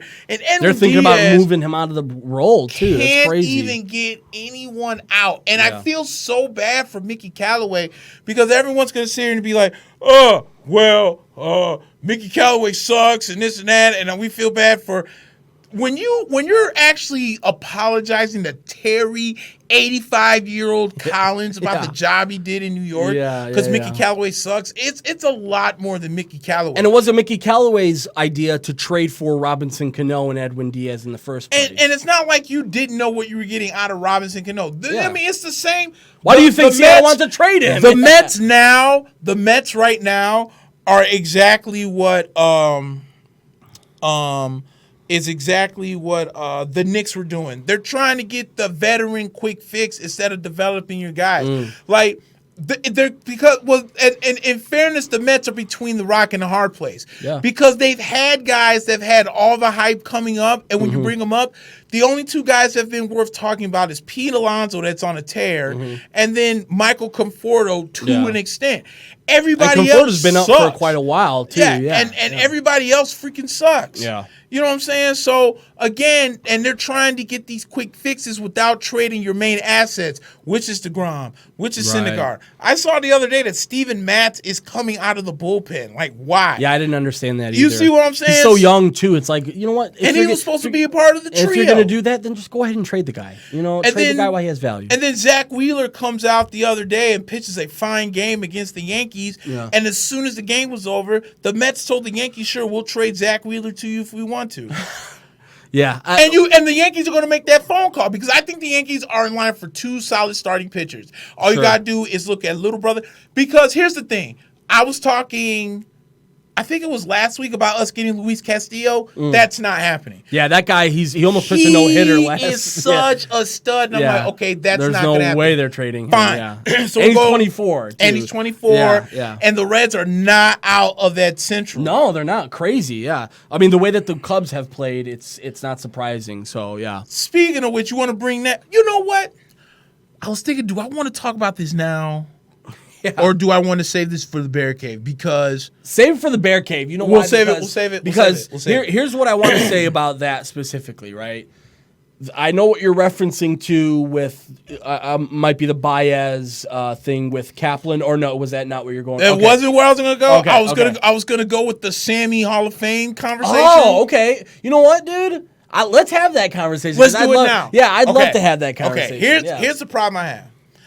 I put up on my Facebook about Sammy Sosa, who hit 20 home runs in June, which is still the most home runs hit by a player in a month 20 in June, in any season, right? Yeah. Now, let me give you some other accolades of Sammy Sosa. 1998 National League MVP, and if I'm not mistaken, he hit over 300. I know he had 66 home runs that year, and I know he had 158 RBIs. Good for MVP, right? Sure. Only baseball player to have back-to-back 60 home runs. Wow. Over 600 home runs. His bat. Now everyone's like, "Well, Sammy Sosa had a cork bat." Cork bat. Yeah, shut up, everybody. Here's the problem I have with that. Sammy Sosa's excuse for the cork bat was he said, "I used that bat in batting practice to put on a show for the fans." Apparently, Sammy Sosa has a bat that's in the Hall of Fame that was checked, no cork. So if he has a bat that's in the Hall of Fame that has no cork, maybe Sammy wasn't too far when he said that it got mixed up. My bad. I didn't mean to use it, but I'll take my punishment and move on. Yeah. The fact of that matter is this. Sammy Sosa has not failed the drug test, at least not that we know of. Sure. And I'm not basing what my feelings on Sammy Sosa off one incident that happened. It's not off of one incident, and it's not going to be off of speculation. I understand he got bigger. Usually when you go into the gym and you work out, and you get bigger, and you lift weights, you usually get bigger. You know what, Nick? I have a more, I guess, devil's advocate thought process on it. My thought process is this. If you want to play that game, the whole they cheated game, right, we're going to be eliminating a lot of really good players from the 80s and 90s. Yep. We're talking about Barry Bonds, who is the best hitter. The most dangerous home run hitter of all time. Ever. And there's no debate about that. None. And whether or not he did. Listen, I'm a firm believer that the guy probably did steroids. I'm probably on board with that. Do I think that he doesn't deserve to be in the Hall of Fame for that? No. And I'll tell you why. I think of this the same way that I think of the UFC in some ways. Mm-hmm. Nate Diaz came out like 3 or 4 years ago and said 90% of the UFC is on juice, and you'll never catch them because USADA is not involved. And then a year later, USADA got involved with UFC and started doing their testing, and we're starting to see a lot more people getting suspended, a lot more people getting caught up in the game. So people have this sense of like righteousness that we're finally catching people. I tell you what, man, there's probably still a lot of people in the UFC juicing right now. Yep. And I like to liken that to baseball in the way that I don't look at Chuck Liddell and think that guy juiced. There's no way that I'm going to be able to put him in my UFC or MMA Hall of Fame. Right. I can't say that because that was the time. Right. And the time that we're talking about, you have to put it in perspective for people who weren't around during the time that we're talking about or weren't mentally aware of what we're talking about when we're talking about the late 90s, early 2000s. And this league with McGwire and Sosa and how they almost saved the league. Yeah. And those home runs and these types of big boppers were being encouraged by the league. And and everybody was every single year was saying, we'd love to have more home run hitters. Yep. And the game's getting a little stale. I mean, people forget, man, in the early 90s, people were kind of falling off of baseball a little bit. And then that lockout happened, and there was a couple of people who were saying, maybe baseball isn't really like what is the best sport right now. Like maybe it's official that football is better now, or it's official that basketball is better now. And all of a sudden you have that competition between McGwire and Sosa.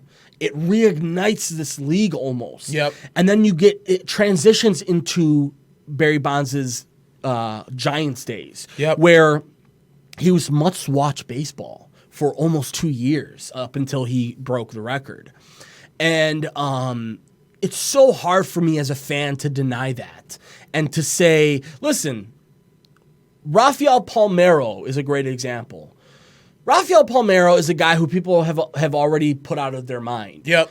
He's a guy who was part of that whole like Congress where Congress was calling MLB players and he came out and said, I've never done anything. Da, da, da. And we find out years later that, he did do more than likely some type of horse tranquilizer. And listen, when they interviewed a lot of his former teammates, the guys sort of looked over their shoulders and said, we're all on that shit. Right. We needed that shit. Right. Now, Rafael Palmeiro. And I don't mean to interrupt you. Please, yeah. But it's funny you bring that up because remember, he threw Miguel Tejada underneath He did, saying yeah. that this is who gave it to him. Right, yeah. And you make that comment right there. It's like, hey, look, he's not wrong. He's not wrong. Yeah. And we have to be realistic about things, man. You can't, there's going to be this same debate right now for the NFL in a couple of years where people are going to start to think about this new breed of NFL that we're seeing, where they just pump you with anything like, oh, you're not feeling well, here's a shot, and let's get back in the game. We're going to be starting to look at that shit in another 5 or 10 years and go, well, what are we talking about here? What's the difference between that performance enhancing drug and the performance enhancing drug that you are currently regulating? Right. It's crazy, man. So there's a big debate about that. I still want to hear you talk about it on the Bear Cave, please. I'm definitely going to bring it up, and I'll say this too. Keith says I'm sure a lot of NFL players were also doing the same thing. Oh, absolutely. There's no way you're gonna I understand that there's a freak athlete here and there and everywhere. I'm just amazed that a guy like Jadeveon Clowney, who's 6'5", 275, can run a 4.44. Yeah. That is insane. Yeah. If there's no enhancement in that, I don't know what is. And let's be honest, like a guy like J.J. Watt, okay? I don't want to be that guy of he's on the juice, but this guy was not really highly touted coming out of Wisconsin. People thought he would be a good player, and then he came out, and all of a sudden, 2 years into the league, this guy looks like he's 3 times bigger than everyone, and he's pushing around offensive tackles. So again, man, you would be naive and almost dumb to think, no, come on, NFL players are not on that stuff. Right. They're clean and no. The point is, of all the sports, they say the hardest thing to do in sports is hit a baseball. Sure. So even if they were taking steroids, if you can't Still hit a hard. damn baseball, Yeah. all the juice. I'll give you a prime example. Remember former Oriole first baseman David Segui? Yeah. David Segui was highly touted. Yeah. Horrible. Yeah. He couldn't hit for squat. Right. Yeah. And this man got busted for steroids. Yeah. And his batting average was maybe career were maybe 243 at best. He was freaking garbage. Yeah. And I was like, oh, what about Brady Anderson? If I'm not mistaken, Brady Anderson admitted that he was on something. Yeah. But at the same time, it was allowed by baseball and nobody cared. Right. I don't understand. Remember Ken Caminiti? I mean, the guy won MVP and then a couple years later almost died. Yeah. Yeah. And then he did die eventually. He did die eventually. Yeah. But that's what I'm saying. The thing is that I feel this didn't become this huge touted out issue until for some reason Congress wanted to stick their nose. All the problems that we've been having in the country since this all came out, and now you want to waste let's bring baseball. Never mind what's going on over there. Let's take care of that. No, millions baseball of homeless is people, not your concern. Bad infrastructure, terrible education system. No, you know what, guys? Baseball. We need to talk about that. Oh, Keith brings up a great point. Yes. He said, speaking of that, Rojo looks like he's on the juice. He's referring to Ronald Jones II. Oh, yeah. The Buccaneers He running looked back. giant. God bless. Yeah, he looked that big. man put on easy muscle. But he didn't. Let's get this straight because I wasn't sure about this. He didn't play at all last season, right? He barely played. Okay, so yeah, he clearly had time on his hands because he looked big and he didn't look fat. Well, you know what? Yeah. Former Buccaneers Arizona running back Michael Pittman used to say that they were like, Mike, man, how come you so ripped? He said, because when I was in Arizona, all we did was lose games and lift weights. That's how bad the Cardinals were at the time. That's true. Yeah. So when he came to Tampa Bay, the man was freaking jacked. Yeah, that's true. And to a certain extent, man, running backs in this league now, you better come prepared, bro. You ain't lying. If you're not prepared, you can be out of this league next year. Think about it. Aaron Donald, I don't think it's 300 pounds. No.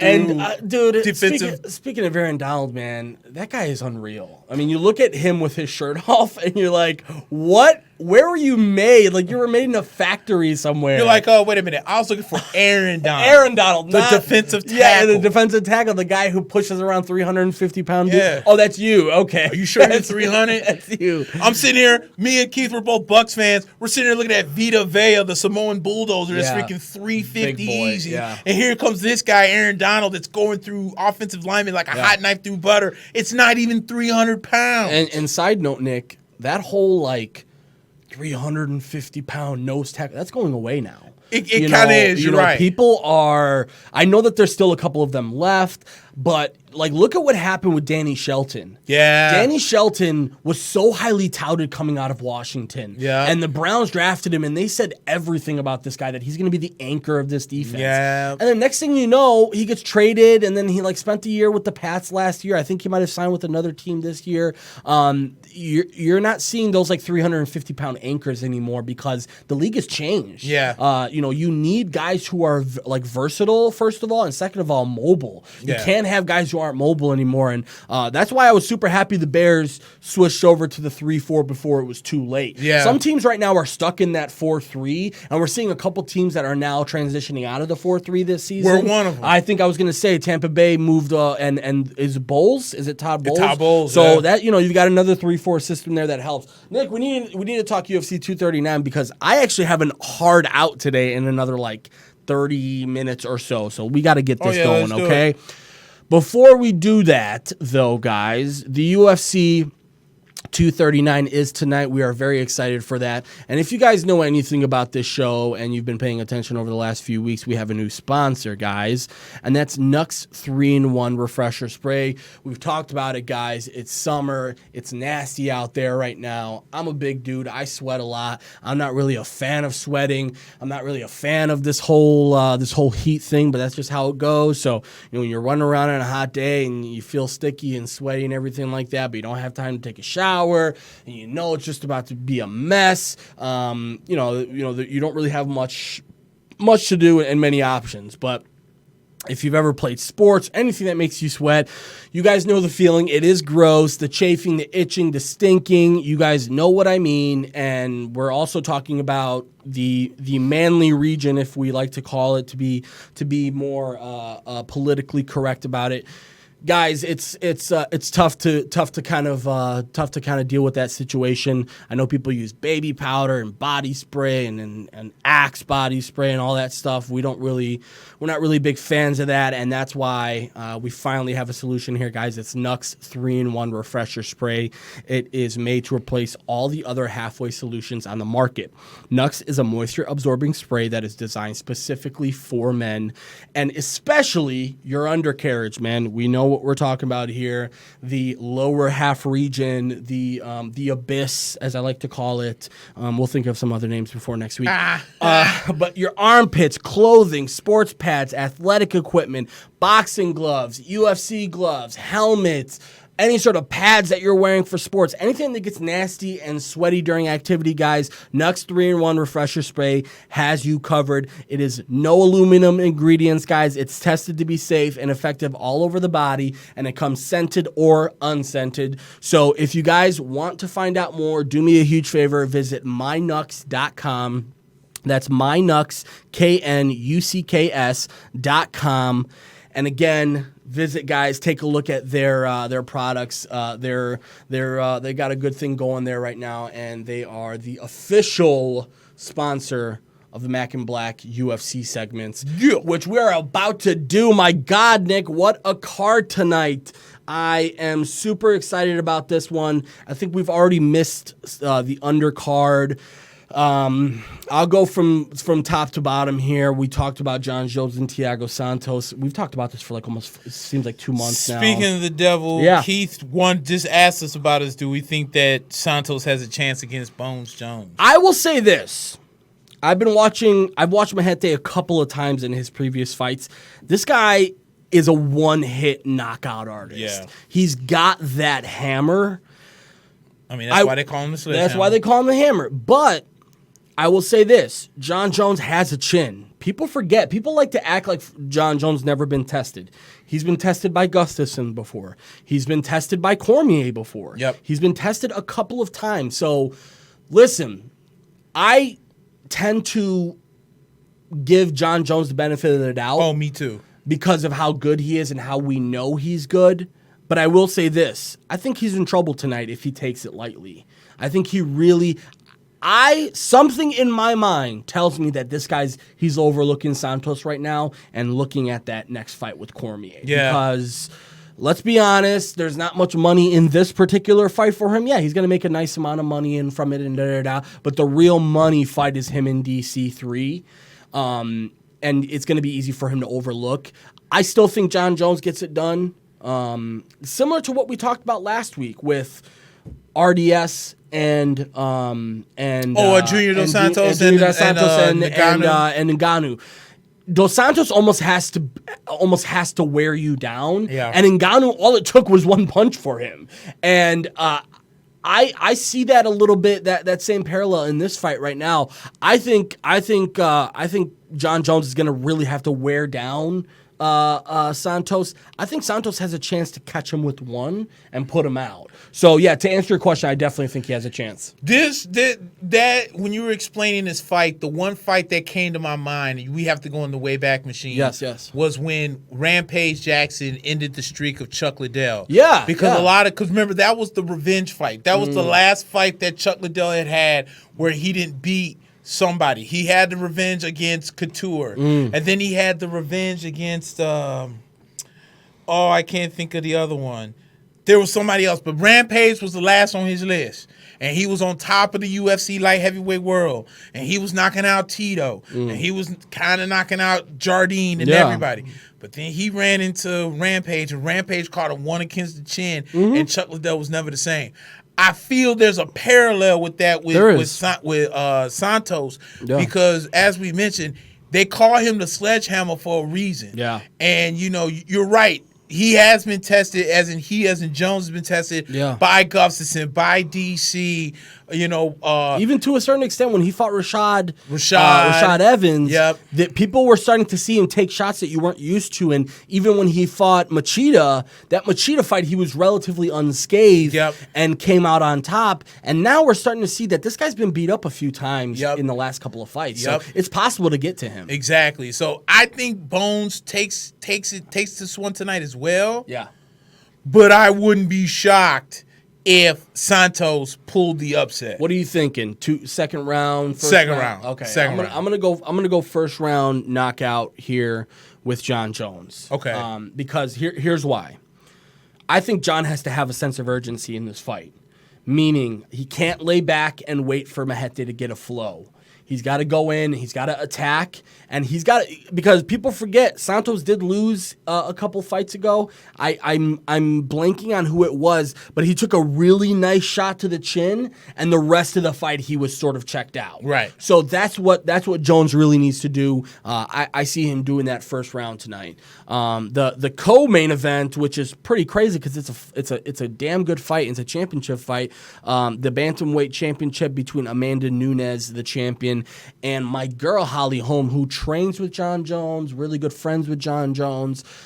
Listen, man, I love Amanda Nunes, but people are sleeping on my girl Holly Holm tonight. I'm with you 100%. Listen, Amanda's got power, but there's a sense to Amanda, and I've sensed this even last fight against Cyborg. She is a little bit too comfortable. Yeah. I think now that she's like, I'm the double champ and da-da-da-da-da, and I've done this and I've done that, and now you kind of look at her and you think, if you're going to sleep on Holly Holm, which is, let's not forget what Ronda Rousey did, and Rousey ended up falling asleep for the rest of the night after that. Right. So Holly is a seasoned fighter. I know people look at her as like 12-4 is her MMA record. Yeah. This chick has had over 70 kickboxing fights in her career. She is a monster kickboxer. If Amanda wants to get in that fight with her, Holly can play that game. I still see Amanda being a little bit too powerful for Holly. That's the main thing with Amanda right now. She doesn't hit like a normal chick in that weight division does. No. And when people get hit, they go down. We've never seen Cyborg go down like that, Nick. Right. Where Cyborg got hit and it's like she got into a car crash. So I've got Amanda here in 2. I think it'll be a TKO in 2. I think Holly, she's a monster, dude. She'll stay in the fight, but it's going to be really tough for her to put Amanda out. And I think another thing that the advantage of Holly Holm is her height and length. Because I feel with Ronda Rousey, Amanda Nunes was always in her in her punch radius. Right, yeah. With Cyborg, she was always in her punch radius. But with Holly, because she's so long, Holly is actually going to play Amanda to be in her kick radius. Yep. And I'm going to tell you right now, Holly Holm's leg to your face is a lot longer than Amanda Nunes' right fist to your chin. And that's advantage Holly Holm. So I think that if Holly can be patient with Amanda to an extent to where don't go in there guns blazing, because if you try to go in there guns blazing, Amanda will take your head off and the fight will be over real quick. If you stay patient with her like you did against Rousey, and for what it's worth, Rousey doesn't have the stand-up game at all compared to Amanda. She wasn't Nunes. Prepared for Amanda. Hell no. Yeah. And so you saw Nunes expose Rousey for it, and then you saw Holm do the same thing too beforehand. So this is going to be a really good stand-up game. But again, if Amanda catches Holly early, it's over. But if Holly plays the patient game and frustrates Amanda to somehow getting into the head kick, Holly will take it. But if this goes 5 rounds, I think Holly has a better chance. I'm with you on that. I think her cardio and stamina. Because I mean, again, I always go back to the fight between Shane Carwin and Brock Lesnar. Shane Carwin, when he was on his rise before he fought Brock, because Brock was dealing with the whole the mono and the diverticulitis, And when he came back, the big thing for Shane was first round knockout. We've never seen what he was like in the second round. And the second round came around and he had no gas. That's a good because he had what'd he do? He was trying to punch out Brock and wasted all his gas, and then Brock ended up choking him out 2 minutes into the second round. Which was an easy thing for Brock at that time because of how tired he was. So we're looking at Amanda now. First round knockout of Ronda. First round knockout of Chris Cyborg. So who before that looked like she may never lose. Exactly. Cyborg did, especially when she was crazy. In like Strike Force and all that. She looked like there was no and chick a couple alive. UFC fights. And I know a lot of people want to give her the stink eye and say maybe she was on the juice. I don't know. The eye test. Listen, she doesn't pass my eye test. Right. But again, I don't pass judgments on fight. Quite frankly, I have a radical thought process on performance-enhancing drugs in UFC. I think they should let them do it. And I'll tell you why. Is that with the TRT? We're talking about TRT. We're talking about nowadays, Nick, it's getting ridiculous. You got people who are getting caught, like John Jones. Listen, John Jones has done some dumb shit before. Very stupid stuff. He hit a pregnant girl with his car. He's done cocaine before a fight. All these other things. But this most recent picogram thing that they did with him is so dumb. Right. A picogram, for people who are new, is literally a fraction of a fraction of a fraction of a fraction. Right. And what they're saying is, we found a fraction of a fraction of a fraction of a fraction of something bad that he may have done a year ago. This is crazy, guys. Let these guys fight. The fact that we had to lose out on 2 years of John Jones for it is bad enough. Nick, I got a rant about this Ben Askren-Jorge Masvidal fight. Oh, my God. I'm a huge Jorge Masvidal fan. I think he's one of the best fighters. He's one of my favorite fighters in all of MMA. I think he's one of the more underrated fighters in all of UFC. In all of MMA, actually, not just UFC. And this Ben Askren kid, he's a new kid. He's He's actually undefeated, technically. I think he's 19-0, if I'm not mistaken. He was a part of the trade with ONE FC. They sent Ben Askren to the UFC, and the UFC sent back Demetrius Mighty Mouse Johnson. Yep. Now, Ben Askren is a grappling wizard. I get it. He's a state champ and all sorts of accolades in wrestling. The guy is not an MMA fighter yet, okay? He hasn't been tested on that level yet, and this guy is talking massive amounts of shit. And one thing that anybody who knows Jorge Masvidal knows, this guy was 16 years old in those bare knuckle fights with Kimbo Slice. Back when YouTube was in its infancy stages and we were still watching bum fights and stuff like that on that, okay?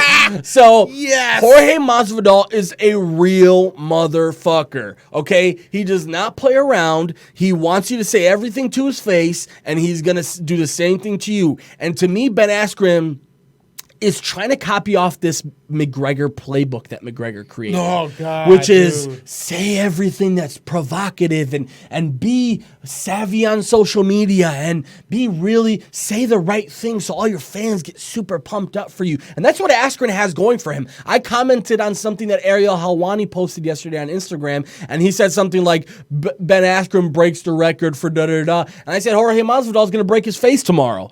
I legitimately think Jorge Masvidal does not like Ben Askren, and I think he's going to break his face. And I had at least 50 comments from dudes, fuck you, Ben Askren's the truth, da-da-da-da. Listen, I acknowledge this guy's a wizard. He has not been tested yet. That win against Robbie Lawler should have not been a win. Yep. Robbie Lawler did not tap out. He should, and again, I'm not going to place that blame on Askren. He's only letting go. But people forget Askren got jacked in the first minute and a half of that fight, and he had to scramble to win that game. That's not going to happen with Masvidal. This dude is a savage. He has beat Cowboy. He has beat both Cowboys. He's beat Cowboy Oliveira before.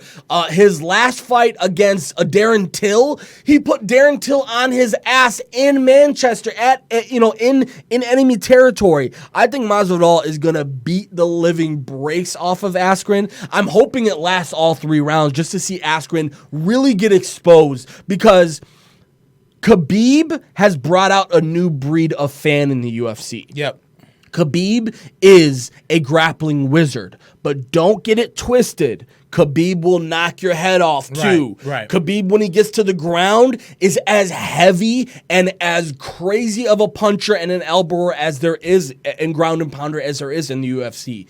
Ben Askren has not proven to do any of that. So just because you're a grappling wizard, getting guys to the ground and holding them there, doesn't mean you're going to be in that position to finish the fight. Right. So I hope he gets exposed tonight. I got Masvidal. Listen, I quite frankly think Masvidal can knock him out in 2 rounds. I hope it lasts all 3 rounds. I hope Masvidal puts a beating on him. I've been watching the weigh-ins. Yeah.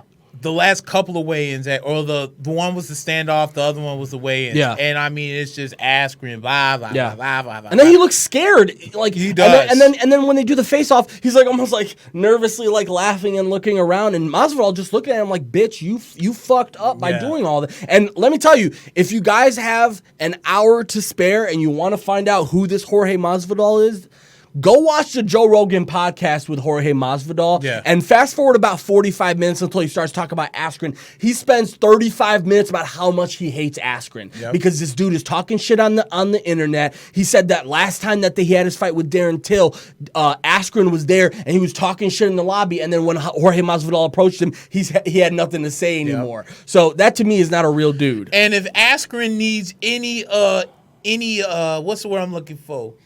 If he needs any history on people that's always been talking shit, go ahead and take a look at that fight that happened between Dan Henderson and Michael Bisping after all that nonsense that happened when they was coaches at that Ultimate Fighter. And see what happened with Michael Bisping after they finally got into the ring. Boy, Michael Bisping is lucky he even got fights after that. Yeah. Because not only did he knock him out, but then he did the jump fist punch right. I mean, you just saw his whole jaw go over.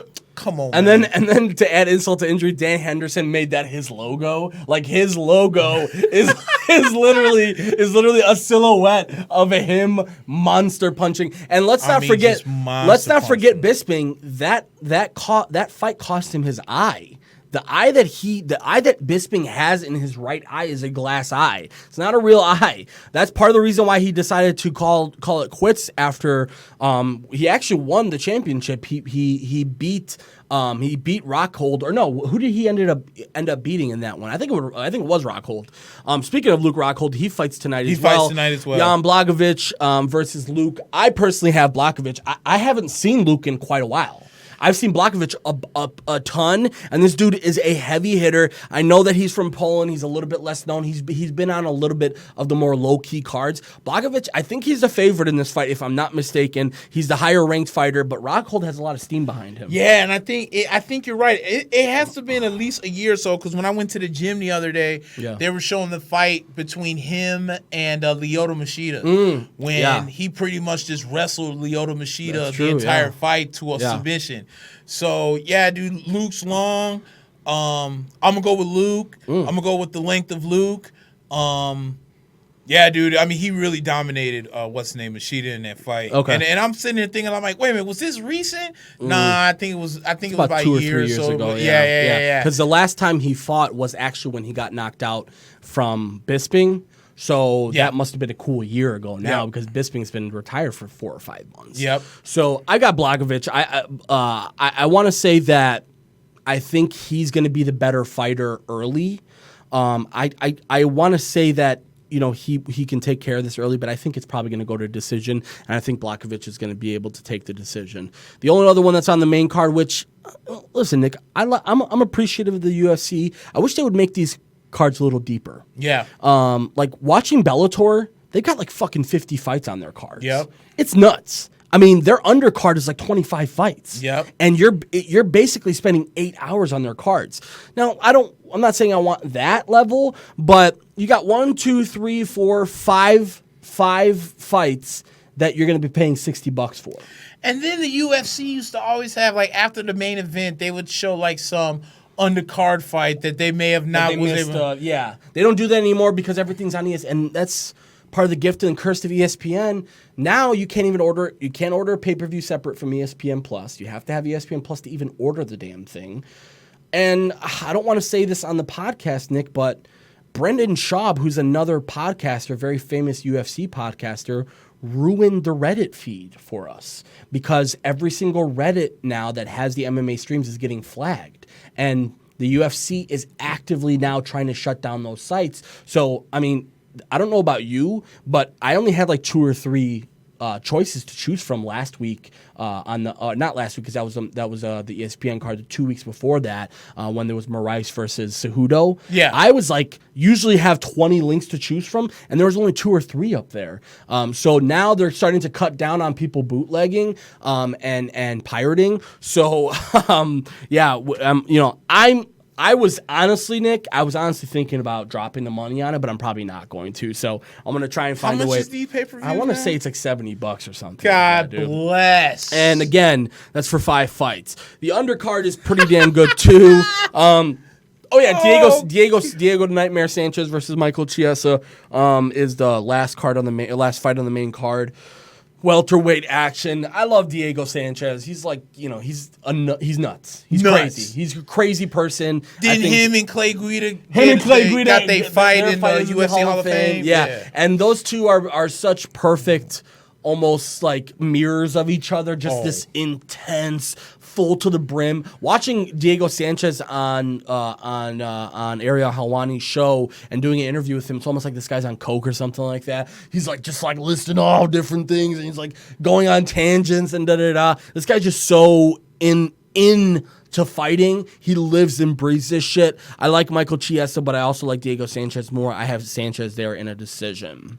And then honestly, Nick, from that, you're looking at maybe a couple of decent fights. I know Helen Hernandez versus Marlon Vera is supposed to be a good fight. I don't know much about Hernandez, but I know Marlon Vera is a beast. Gilbert Melendez, who comes from the Nate Diaz and Nick Diaz camp, is going to be fighting Arnold Allen. I'm not a huge guy on Allen, but I did watch something on him. He's an up-and-coming guy, 14-1 in the UFC right now. Other than that, Nick, there's not much in the prelims. Not much to talk about. Not much to talk about, my man. Yeah, so we actually missed about most of this card already. The prelim. The prelims. We've missed 4 fights so far. So I know it's 8:00, but that's kind of crazy to think about that we've already missed that many fights. But no worries. Either way, the big thing for me right now is this Jones, Santos, and Nunes Holm thing. Yep. I think those are going to be really good fights. I just wish they would make like a couple more fights in there. And kind of I'm with really make us excited about this thing. But Nick, anything else going on, my man? That's about it. The Bear Cave Facebook page is finally up. Yes, sir. So if you haven't been on there, facebook.com/the-Bear Cave. I didn't do that. Facebook did it. So that's how you can find it. Mm-hmm. I might, because the show that I did on Tuesday was not good. Only because I was dealing with so many sound issues that by the time I was fighting with everything, I just had no energy to do the show. Yeah. So because I'm off tomorrow, I may or may not do an impromptu show. Okay. If I don't, I'll definitely be on Tuesday. Definitely looking forward to that. That's gonna be a lot of fun. Other than that though, baseball we're getting to the All-Star game. We got 5 Yankees going. Yeah. Glaber, who should have been in there, is not in there because Brandon Lowe went down for Tampa. A couple of people who got snubbed this year. Man, yeah, I mean, I'm talking. They need to expand. They need to expand rosters, I think. And the problem, and David Cohn had brought this up. Yeah. It wasn't a fan issue. This is a player issue. It was a player issue, yeah, because the fan votes is one thing. Right. Okay, fine, the fans are dumb sometimes. But the player votes were like, what? I mean, James McCann barely made it in. I get it. I know Sanchino in New York is having an amazing year at catcher. Oh, yeah. So I understood the fans not voting him in, but he barely made it in on the player vote. Yeah. And then you've got guys like, I know Gleyber Torres missed it. I know there's a couple of guys in the NL that were pissed that they got snubbed. So and the funny thing was, like, Gleyber kind of was in the rock and the hard place because – remember, he actually played most of this season as a shortstop. Right, yeah. But even then, after getting he's got better numbers than Francisco Lindor. Yeah. Pretty crazy. Yeah, and you know what? That whole positional thing, fuck that. Okay, Yeah. Gleyber Torres is an amazing player, and just because Didi Gregorius came back and he had to be shifted to second, now we have a technicality issue. Well, is he a shortstop or is he a second baseman? He's a player. There you go. Put him on the team because he's been one of the best players in the league, and I think that's all that matters. That's all that matters. And honestly, I mean, are you going to play where DJ LeMahieu's going to be the man's the freaking first half? Yeah. Oh, speaking of which, MVP, I'm gonna my tell you God. what. I'm gonna tell you what. Yes, I'm gonna sir. tell you Yes, this sir. right now. Let's say DJ LeMahieu goes this second half on the same Terry did on the first half. If Mike Trout wins the MVP over DJ LeMahieu, I will lose my mind. I swear to God, it will be the most watched show. Trout sometimes. That's my point. Yeah. That's what I'm saying. Like, I understand that Mike Trout is probably the best guy going in baseball. Yeah. Does not mean that there's not somebody else out there that might actually be playing better and have a bigger impact than he does on his team. Right. That's why this whole MVP talk is so stupid to me. Yeah. That's just like when I always argue that Andrew Luck was more of an MVP last year than Patrick Mahomes, and everyone looks at me like I'm crazy. This is all the numbers I need. Yeah. No Andrew Luck 2 years ago. The Colts are 3-13. Last year, they're 11-5 in the playoffs. Yeah. Patrick Mahomes took over for the Kansas City Chiefs. The Chiefs were already in the goddamn playoffs last year, or the year before. Last year, Patrick Mahomes, don't get me wrong, was he maybe more outstanding numbers-wise? Yeah. Yes. Was he more valuable? No. That goes Andrew back to the Luck whole is definition easy- of valuable, right? Thank you. Yeah, That's the whole thing with Giannis and James Harden. Everyone was crying up a storm that Giannis won the MVP over James Harden. Yeah. James Harden, most outstanding? Yes. Yeah. Was he more valuable than Giannis? No. Right. Why? Because if you took Giannis off of Milwaukee, they are not even sniffing the playoffs, let alone being the best team in the NBA. All James Harden was doing was everything that he's been doing. Sure. And everyone, once again, numbers sometimes can be wishy-washy. Yeah. Because it's like, oh, well, he dropped 61 points Look at against the Knicks. Westbrook. Yeah. 30 of those points were at the free throw lines Right, when he right. was manipulating the refs. Yeah. Not impressed. And look at Westbrook now. Now that we know everything, I mean, hindsight's 20/20, but now looking back on it, it's like, is it really that impressive that Russell Westbrook got the triple-double record from Maybe from, not. Maybe Oscar not Robertson? last year. Yeah. The year before, yes. Yes. But I'm still saying, Nick, when you're actively going out and you're telling your teammates, give me the rebound, and you're telling your teammates, make sure to pass me the ball X amount of times before half because I need to have a certain amount of assists and listen, man, that is not the most valuable player. No. That is the most outstanding player, maybe, the most accomplished player, maybe. But if you want to make this the most valuable player, the key word there is valuable, Yep. right? Where does your value stack up? And to me, it was quite obvious that Giannis was far and ahead more valuable than Harden was. And I agree with you on that. All right, Nick. Intrinsic marketing is our last one here. All the services you need under one roof, guys. You started a business because you believe in what you do. Let Intrinsic Marketing bring your product or service to the market. That's what they do best, guys. Intrinsic has the services, tools, and expertise to make it happen all in one place. We are talking design, development, and hosting, everything you need to get online, comprehensive social media management services scaled to fit your specific needs, blog posts, articles, sales material, press releases, web design, social media, copywriting, and much more, guys. Don't take my word for it. Please visit intrinsic.chicago.com. That's INTRINSIC Chicago.com. Nick, big night tonight, man. Yes, sir. Next week, we might start to see some football creep into what we're doing starting maybe next week and the following week. Training camp segments will be starting. Yeah, we will certainly start to put some stuff together behind the scenes to get that going. But I'm excited about football season, man. I think you and a lot of other people. This is around the time of the season where it's like, okay, we've got enough baseball. Okay, NBA free agency sort of coming to an end. The Blackhawks had a pretty damn decent offseason. Oh! I'm glad you brought that up. Yeah. Thank you. Please. Before we leave. Yes. In Jeff Gordon and JD, we trust. The New York Rangers have killed this offseason. Yeah. And the reason why I'm so happy is because it reminds me of kind of what the Blackhawks been doing. Young players across the board. Yeah. We got a nice young coach in David Quinn. Let them develop. Develop. I'm telling you, I was talking to you about this off the air. The Rangers got Artemi Panarin, 11.5. Breadman. Traded for Jacob Trouba. Traded for Adam Fox. Good trades. Signed Vitaly Kristov. Brought in Igor Shesterkin, who might end up being the heir apparent of the King. Yeah. You know, the Rangers have a big decision what they're going to do with Henrik Lundqvist for two reasons. Is he healthy? Okay, yes, but he's definitely lost a step. Right, he's a little older. I probably will talk more about this on the Bear Cave as well, but the thing with the King is this. Henrik, because he was so good, the Rangers took him for granted. Right. So it was a thing where when Cam Talbot was backing up Henrik Lundqvist in the before Cam ended up was traded to Edmonton. Yeah.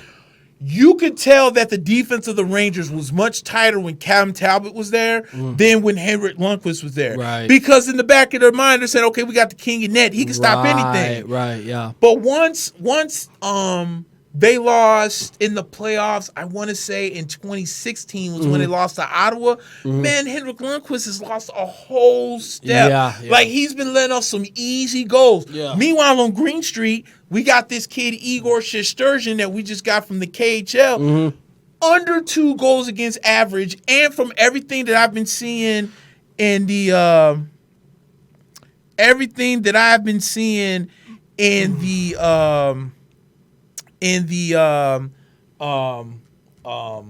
oh my God. Like, I've been watching Can't help you with this one.